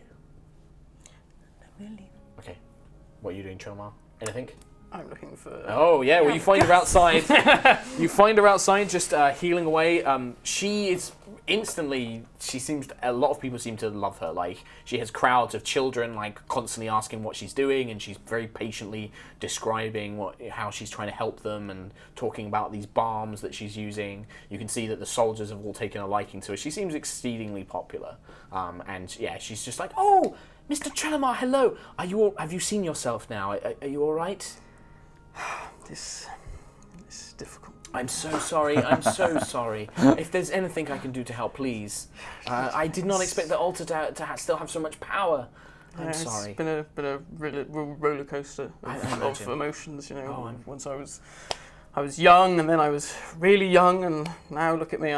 I'm old. Oh, you're not old. Old no. before my years. No, you look distinguished. No. It's very handsome. You're just trying to be. No, really... no. You're very handsome. An elf. I mean, you are still in the prime of life for an elf. I mean, I'm 300 years old. You look amazing. Oh, thank you. You never know. You would never. Neither for you. Honestly, distinguished. You look a refined gentleman. Well, that's very kind of you. Oh no, it's my pleasure. You know, I just at my time of life now, you know, I was hoping to, you know, find a nice young lady and start a family, you know, have children. But look at me. What woman would look at me now and ever think of?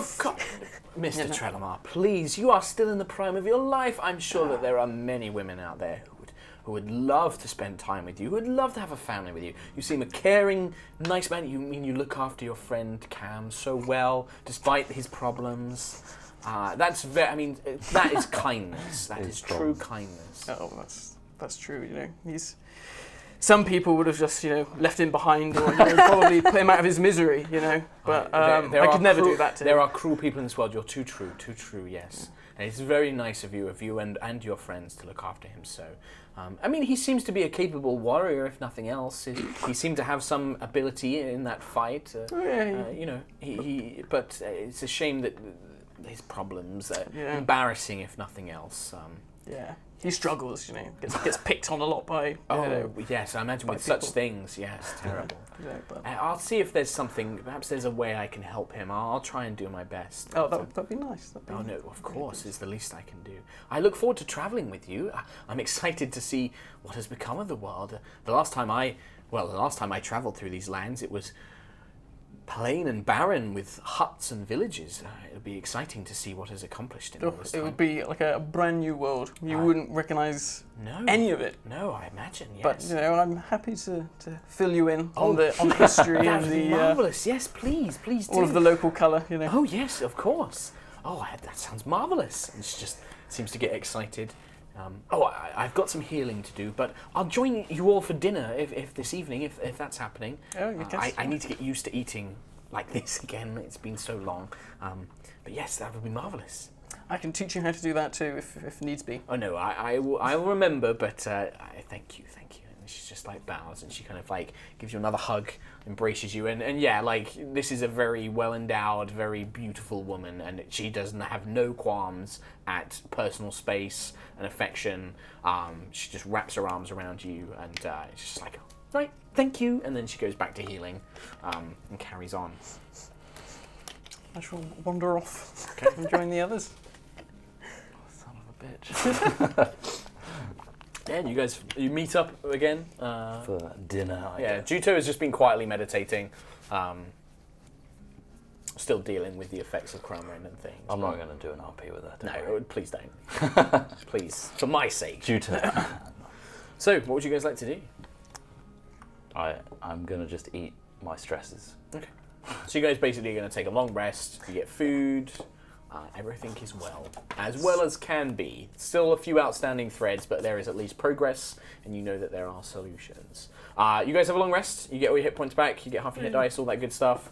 And in the morning, Nalistri has, he secures horses for you, but do you want to try and fly? Do you want to try and go by land? What would you like to do? Lady Amaryllis. Mr. Cam, hello. Are you all right? I'm very well. Why? I have something for you. I worked on it last night after what Trilamar told me. And she hands you a kind of small vial. She's like, if you drink, I think this might be able to help you. What does it do? Well, it will help with your evening troubles. What's wrong with my evenings, Trell? Oh, it's a bit embarrassing. We don't want to talk about it, and we know it's embarrassing. Like, it's fine. It just can happen to some drink people. up. I'm sure it'll do you the world of good. She kind of walks over to you and she whispers, it's like, for your incontinence at night, I think that this will help. Thank you. Okay. Just going to go with it? Yeah, and I'm gripping the glass very tightly. Drink it before you sleep, and it should help. If you take it a few times and just practice not having any accidents, you should train yourself out of it. Great. She strokes your face, hugs you. I don't care how we get there. I had ideas, but I don't give a shit. How long is the journey? You remember it took you a week, but you were delayed because you stopped for Melody, you had the storm. Oh, It'll yeah. probably take you about 5 days to get back. What's quicker, flying? He's or... so mad. You made him so mad, man. This is Noodle Dick all over again. Oh, yeah. It's worse. It's worse than Noodle This Dick. feels more permanent. Speaking of Noodle Dick, Ninja Girl did a animation. Yeah. Animatic. We've seen it. Squirrel Girls. Sorry. Squirrel Girls has Squirrel done an Girls. amazing animatic of that particular moment. Yeah. which I've is very seen fun. it. It's on our Really Twitter. good. It's on the Look Twitter. at our It's Twitter. really Oh, I good. will. So, I was Too many gonna amazing suggest, before this wonderful gift, it might be a good opportunity to overcome your nausea. we can try, yes. It's a new world. I can only probably carry 2 of you at once, I'm afraid. You can carry me. Yes, of course, yes. I can fly. Not sure if that's really a good idea. High altitudes, it can set him off. And she looks at you, she's like, no, we've got to be nice. Like, she's like, no, you can't. We've got to be nice too. There's accents, that's How fine. did you get to be so kind? I just simply am a servant of a greater power. She smiles at Cam, yes, of course you can fly. You can ride on me, yes. Good. Trell, a word. Yes. I can fly. Cam, my dear friend, has a how chat are with you? yes. I'm gonna bring him over. Yeah. I'm assuming you do this out of Around the earshot. corner, looking at Lady Amaryllis. I'm gonna push him against the wall. What the fuck have you told her? I told her nothing. Am I incontinent? Is that what I am? Oh, you tell me. This is a low blow, you bastard. A low fucking blow. Using me to get with her. Look, it's survival of the fittest, and in this case, the strongest has won. Oh, so you want to bang a dragon before you snuff it because you're old now? Is that what it is? Yes, I do, and you do the same. I wouldn't throw you under the dragon to do so. Well, come on. This is you we're talking about. You bastard. I won't forget this. I walk back. Okay, smiling But I will drink this. Okay, you can drink it now, or No. you drink it tonight. I'll drink it in the evening. Okay. I'm kind of interested to see what it does. Okay. And I walk back out smiling again. Okay. Just to chat. Yes, of course. And she's been. Lady Amy has been chatting with you, or Amy. She's been chatting to you. Kind of like you've been telling her about druidic powers and things, and she's just very excited. She thinks it's marvelous, and it's constantly. She's just. There are moments where you're chatting, and she's about 5'8", 5'9", and you're 4 8 or something. 4'10". So like she's constantly like looking down at you, and then there's moments where she just goes, "You're just so small," and then she like hugs you and like wraps her arms around you, and it's just like, "Oh, I'm sorry. I'm not. I don't mean that patronizing. Just you're so pretty and like oh," and she's just like super in love with you, basically, like in that kind of like yay way. Yeah. Yay. Wait, I just had a thought. A big platinum dragon swooping into Talis She's Val. Silver Dragon. Bahamut is Yeah, the but platinum we dragon. can She's we Silver can Dragon. stop before we get there and continue the rest of the I'm way. worried about the eyes of the other people that are against us, like Broken Sky and Cloud Giants and shit. Don't want to be too conspicuous. You know what I mean? Oh no! Do you have enemies? Oh, loads. Oh no! Because we're such heroes, obviously we draw a lot of attention to ourselves. Well, I'm so sorry. I can't physically fight anyone. My oath to Bahamut, but I'll do my best to heal and support you in any ways I can. Oh, we're not intending for you to fight. I'm just saying you might draw attention being so beautiful and illustrious in your dragon-like form. Thank you. Oh, that's very sweet. We can stop before we get there and travel by other means, but it would cut a lot of time if we... So you can Could- bronze. You Griffin. reckon by flight, because you kind of know a little bit, by flight you could at least shave 2 days off, because you can just go as the crow flies, you don't have to stick to roads. Even with horses, you have to avoid things like rivers and stuff like that, so... Let's fly as much as we can. Alright, I can probably fly us for a few hours and then we'll have to stop and rest. I will have to And do the same anyway. Please don't laugh if I'm a bit sick. You're I'm a not used dragon. to it. We can't laugh at you. You'll eat us. No, I would never do that. No. Flying is a bit new for me too, so... Well, we'll take it easy. Yeah, Okay, good. we'll take rests. We can give each other tips. Yeah. Yay! Alright. Okay, so you guys are going to try and fly? Say bye to Lee Street, Laura, before we go. Lustree's like in the building. You guys have been having this chat elsewhere. He's not here, Cam. Yeah, but he needs to know that we're going. He knows that we're going. But, you know, we might not be back for a while. He knows that we're going. But just in case. Can I insight check him? Yeah, absolutely you can, yeah.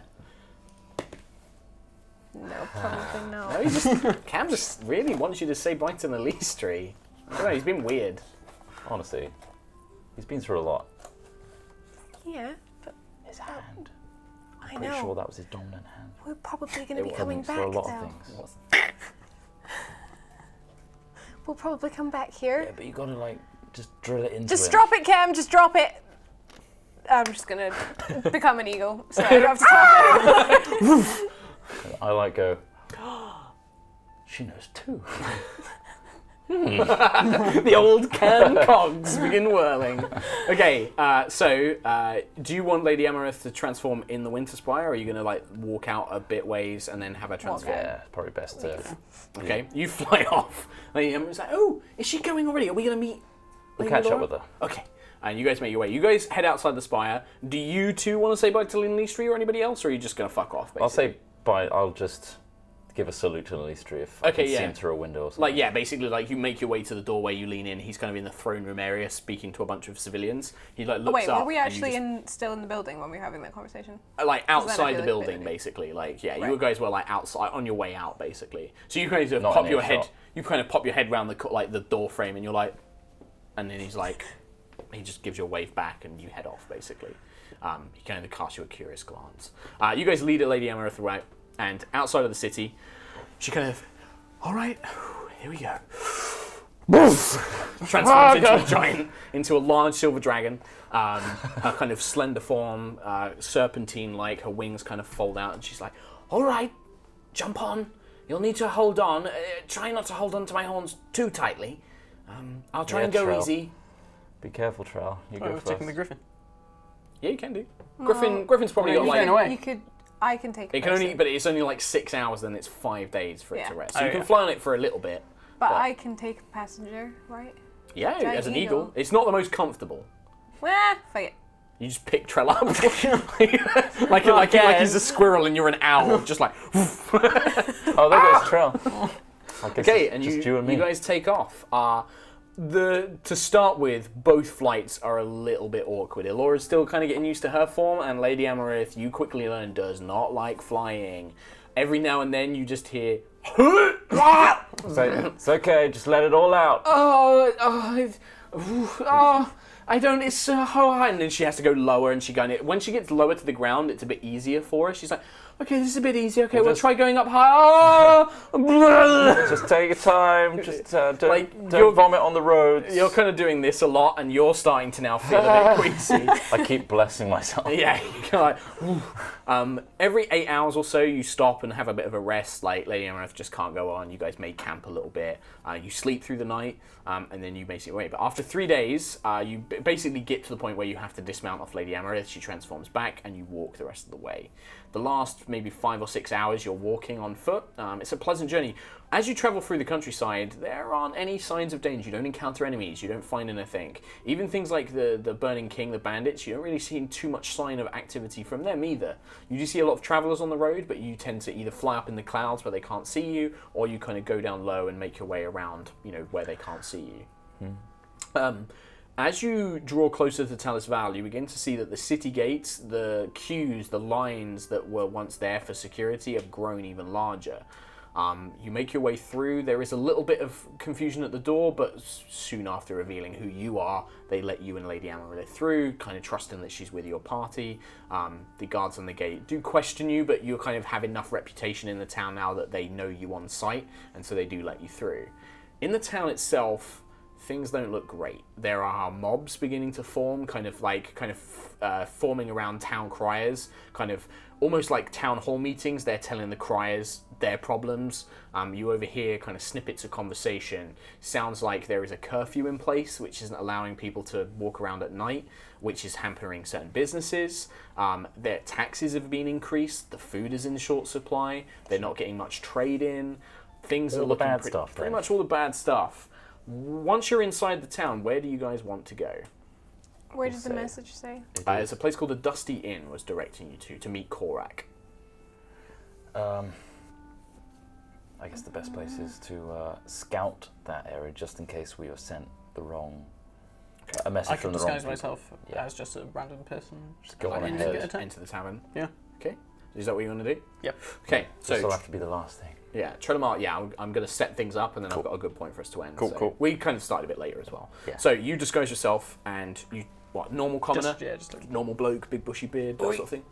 You make your way in, and you can see the Dusty Inn is kind of tucked in an alleyway, really. It's kind of off the beaten path. It's kind of...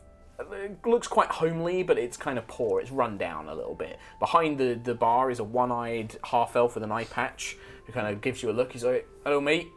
Right. What do you want? A pint of your best. All right. 2 copper. Slide 2 copper over to him. Brings you out beer. And you look around and you can see that the layout of this room is done in a way that each corner has a booth which is heavily shadowed. All the light is in the center of the room, and then it means that these corners have dark shadows. As you look over, you see, it's kind of hard to miss him. He's trying to wear a cloak and blend in, but this bulking red scaly arm is poking out. You can see this kind of slight muzzle. You can see a crystalline sword leaning next to him. He's got this cloak on, but it's so obviously Korak, it's almost amusing. But there's a figure next to him. Give me a perception check. Oh, God. Just a shadowy figure next to him. Mm. You can see Korak drinking a beer, looking around. I will go over to Korak. You basically hear this shadowy figure, the one you can see, kind of is just, there's a small hiss she's like, this isn't any of your business, friend. I suggest you move along. Give me a wisdom saving throw. Ooh. I see. Oh. So, you immediately pass it. She tries to cast a suggestion spell on you, but you kind of shake it off. And she kind of eyes you curiously, as you don't immediately do what she said.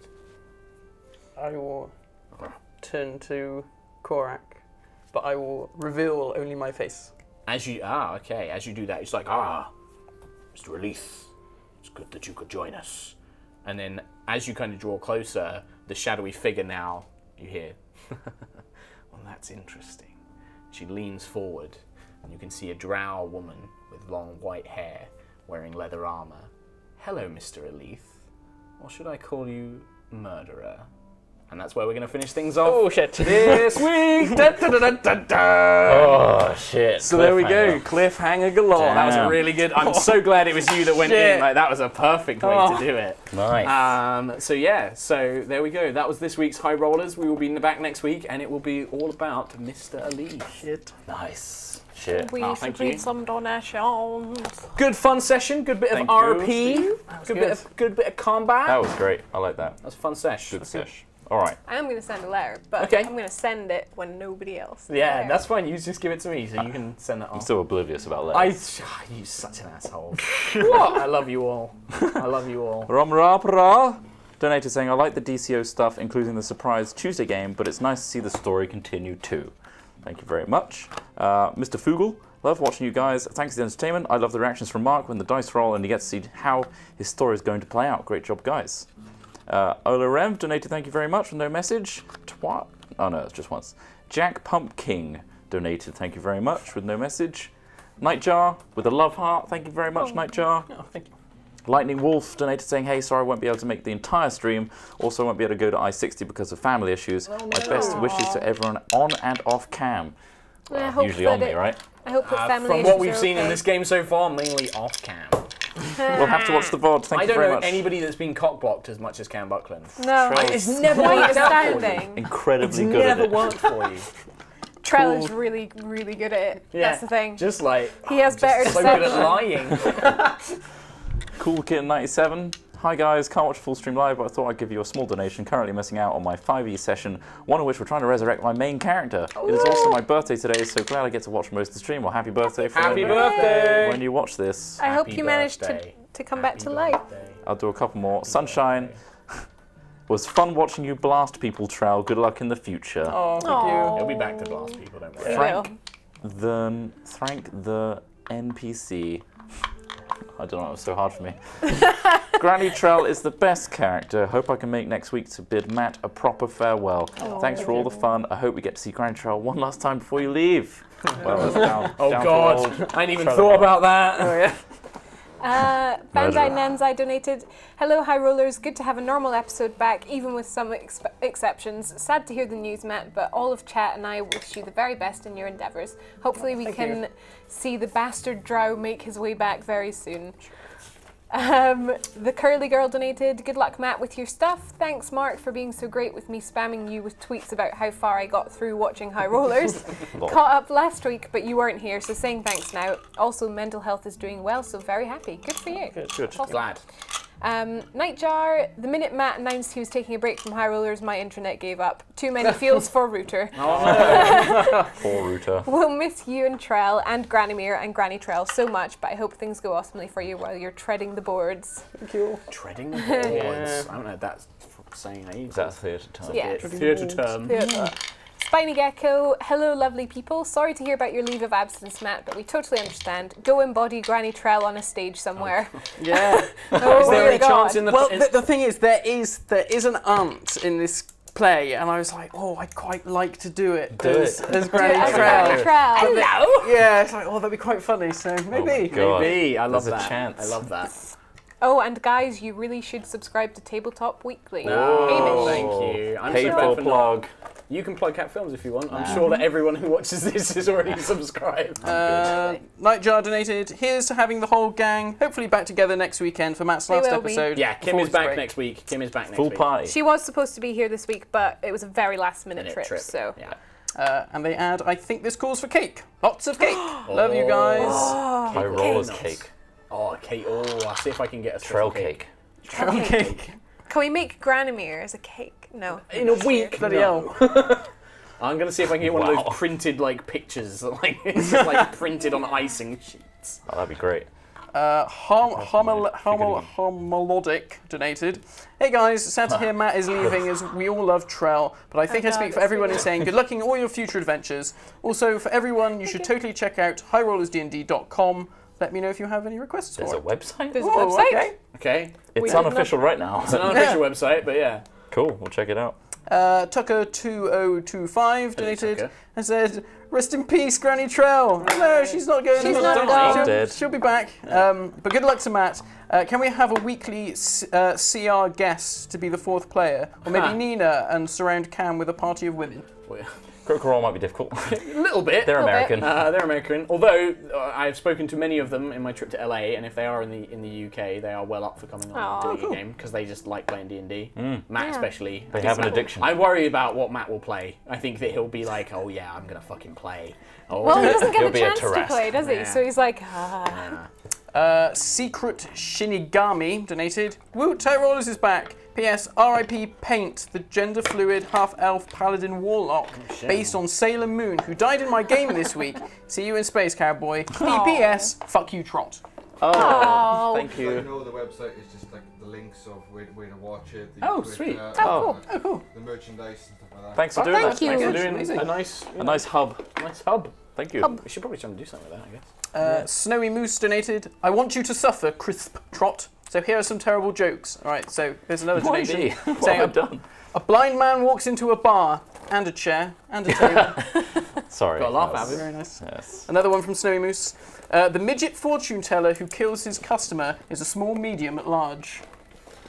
I can't laugh at that one. Not loud. Another one from Snowy Moose. So this guy with a premature ejaculation problem comes out of nowhere. That's pretty funny. That's pretty funny. Thank you. Ejaculation is just funny. And another one from Snowy Moose. And the last terrible my joke. God. Where are the whitest cows born? Oh no. Kuwait. Kuwait? I don't get it. Cow white. Cow white. Cow That's white? terrible. Oh, that's right, okay. terrible. That's That's not even funny. That's pushing it. Yeah. Would you like to take over? I will read some. Take it away from him. Take it away. MC Horror.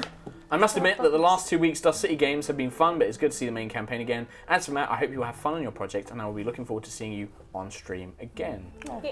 Dust City was a lot of fun. Graphite HB, I like the pencil. Hey guys, thought I would donate for Troll's departure since I'm catching you live this week. HighRollers will never be the same without you, Matt. So appreciative to you all for getting me into D&D, especially you, Mark. You're all awesome. Roll on Sunday. Thank you. Thank you. Queen Suhai, I'm sharing my birthday money with you. I've been loving this story since the beginning, and you have inspired me to round up some friends and start our own D&D game. Thanks for that. That's my favourite message, and happy birthday. happy birthday. Happy birthday. Happy birthday. Pie Patch. Hey guys, finally caught up and will be adding the 3:30 a.m. rise to my routine. Oh no! I decided we'll be making a Trellamar cosplay next. Great timing on my part. Wait. Isn't it? No, there. Right The character lives on. he lives on. He's alive. Fully embedded. Right after I finish my Strix cosplay. Question for Mark, as a DM, any pro tips for foreshadowing? None I can think of right now, but that's maybe something I can do as a video on Tabletop Weekly. I'll do like a tip on You did it for foreshadowing. Laura. Yeah, I think like the main thing is like be really vague because things Yeah. can change. Like with Alora's, it was like, oh yeah, you turn into a werewolf and attack your parents, and that kind of helped me lead the idea of like I could either turn you into it or like they could like it kind of just Leave it the general open. themes. You want to focus on the general themes, but not the overall stuff. You know. Also, don't blindside them with it because that will be very Yeah, obvious. don't make a Deus Out Ex of Machina nowhere. and stuff. Yeah. Yeah, like, you know, try and like lure things, like set things up early on. Like you guys got introduced to the Broken Sky long before you actually ended up doing anything with them specifically. Yep. Or understood their regime. J-Shay 512. Trell's luck is so poor. Now we need to have a cane on the new shirt for season 2. Wow. He's not that old.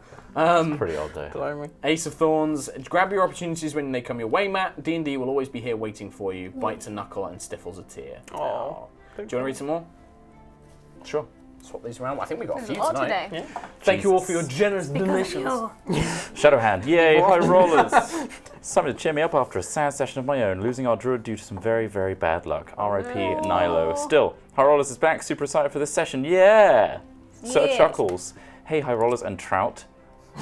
Been here since day one. Matt, I wish you all the luck in the world with your new musical, and there will always be a seat open for when you're ready to roll high again. You need to I write a can't. HighRollers musical. Yeah, why That's not? what you need to Kodak! Mark, check DM's guilds for the pugilist class. Pretty smecks. I know the Pugilist cast. I have purchased and downloaded it. It is pretty There you good. go. He's already on that shit. On that shit. Atheist Tea Party. I can't stop imagining Trell saying, I don't want to go. 10th Doctor style. Fandom feels 2 times combo. Matt, go enjoy your life. Good luck in all you do. We'll be here waiting for you if and when you ever return. Alonzi. It's a Doctor Who thing. It's a Doctor Who thing. Well done. I knew that. You knew that. I knew that one. Wow. Minimum Sky 5. Hi guys, I was feeling bad for missing 2 weeks, but apparently I missed less than I thought. For Mark or Trot, I've been thinking about creating my own D&D world. What advice would you give for getting it started? My advice when you want to create a homebrew campaign is think of an event that changes the world up. It doesn't have to be like the creation of the world. It can be something like a new government, a cataclysm like the Lightfall. Create something that creates a change in that world, and then make your agents the agents of that change, or like have that change influence the players and their stories. It gives them something to build on. You also don't have to It gave me the whole Elora thing. Mm-hmm. You don't have to hit them with that immediately either. That crisis can be something that's given to them partway through, but have it in mind. Yeah, exactly. Like, well, my advice would be to have one before they start playing, so in the campaign's recent history, and then you have another one as they're playing, and then it kind of builds up, and it creates these dramatic story points that you can build on, really. The other advice I would say is don't start too big. Don't try and create 4 massive continents full of cities and villages. Create, like, a valley with a few towns and a few interesting places. Start Even small, just, build out. Names of things. You don't have to have an idea of what it is. Half of the stuff in Iraq isn't... I'd never named it until I Talis started Val working was onto the a certain first project. thing. Yeah. You'll get ideas doing sessions, where to go next. Harassed Civil Servant, thank you for your donation. Thank you. Miss CL, Cam is like #awkward dad trying to give his kid the talk. That's very true. Kev Tim Winch, we will miss you, Matt and Katie. What? Give Kim a hug for the Moogles. That's a different sentence. Different We'll miss you, Matt, I was like, no, I'm not going. and Katie, give Kim a hug for the Moogles. And No, the please, Moogles are mine. Trot, more talks with Nalistri. Mark, I love your DMing, just lots of love. Thank you very much. Thank you. Charlie. Oh my god, I had to donate just for that chemistry moment. Everyone around me looked at me as they would a crazy man when I burst out of laughter. Well, there you go. I'm glad you enjoyed it. Orcs. I believe the correct term is orcs. Super Orcs. Super I orcs. fucking love Super Orc RP. It's the best. You love it. I love instigating it. Tunarth, Mark figures you would be in LA and I wouldn't get the chance to see you in person. Next time round, if you have the chance, drop by Fire and Dice in Canoga Park on Wednesday evening for Adventurers League night. I will try. I did go to Emerald Knight Games, who were really nice. They were super lovely, and they got loads of Reaper Bones minis in there as well. And I can't remember the other one I went to. Oh, nice. So good. But Emerald Knight Games was really lovely. They're in LA, and I believe they're in Burbank, and they were super nice. And you've got a lovely elemental. I've got more than just a lovely elemental. I've got some great things that you fuckers are going to hate. Right, good. Thank you. Nightjar, I'm in actual tears from laughing so much. You guys really are the best. Thank you. The Curly Girl, good job, Cam, with trying to get an Elora together. Was wondering each character's sexuality. Is Elora attracted to girls too? Just wondering whether I can ship Amy Laura. Also loved this episode. Ship. Well, I don't know. Elora doesn't really know. Well, I I suppose haven't Elora's given a always been like, concrete sexuality because and also like I don't Elora's even know. been on her own. Like she's like Yeah. only child and not really interacted with a lot of folks. So who knows? Cam knows he'll bang any and everything. I don't know what her sexuality is It because doesn't hasn't really cropped up properly. Yeah. Cold Gamer 95. This was one of the best sessions so far. It's sad that Matt will take the break. I will miss him very much, but I wish him all the best things. Thank you. TSG donated. Oh, a hundo. Jeez. Thank you very much. Thank you so much. Sad to see Matt and Trell leave. The RP between Cam and Nalistri was amazing. Elora must be looking forward to that. Crisp Trot is so mean. I'm not mean. I'm just RP. Cam's mean. He's not even that mean. Cam was trying to be nice, I think, like in a very weird, fucked up, ham-fisted Buckland way. Yeah. Awkward Dog Boner donated. Oh! This week's boner rating, you don't need that. You randy twats practically write the dirty smut yourself. Trell Clooney filling in the cleric's scaly cavern, whilst Cam strokes his poles sobbing in a corner. Stick a dick in me, I'm done. # burn on Sunday. Nice. Thank you, Awkward Dog Boner. Oh, so good. Classic. Yep. You can do more. Bloody the lot Broken. today. Another sexual outcome. It's on its way. When will someone cast a spell of castration and put an end to this madness? No one. It's impossible. I'm pretty sure Juto, if she had the option, would. Probably, yeah. Pray that Juto never gets wish spells. That would I wish suck. Cam Buckland had no more libido. The Gloopy Tim donated. Hey guys, Mark, last Wednesday I DM'd my first game using the Curse of Strahd module. The game went great thanks to your tips. You are my inspiration. What the fuck is that face? Good luck in all your games to come. Thank you very much. That was terrifying. Don't do it to me. Miss CL donated, we'll miss you, Matt, obviously, but on the plus side, Cam might finally get some. Oh, you never true. know. Maybe. And another one from Miss CL. Oh, it's gone. No. Oh shit! I just cleared that. I want Oh, yeah. it back. So glad Ta-da! that button exists. No, I think it was just a double I think they might. message. Sometimes they double up. So it's fine. Okay. And then JShay512 donated. I forget if I missed it, but what did the Amy think about Granimir? Oh yeah. Just didn't really notice. I mean, Yeah. a pseudo dragon isn't a real dragon. It's kind of like a weird magical creature. So it's not like she'd probably think it's cute. She'll probably be like, oh, that's so cute. That's the kind of person she is. That's the end. And that's that done. Thank you, Thank everybody you so much. who donated. We will be back next week, same time, same place, for good send off for Mr. It Relief. is not one to miss. It's not. It's definitely not one to miss. That's for sure. So spread the word.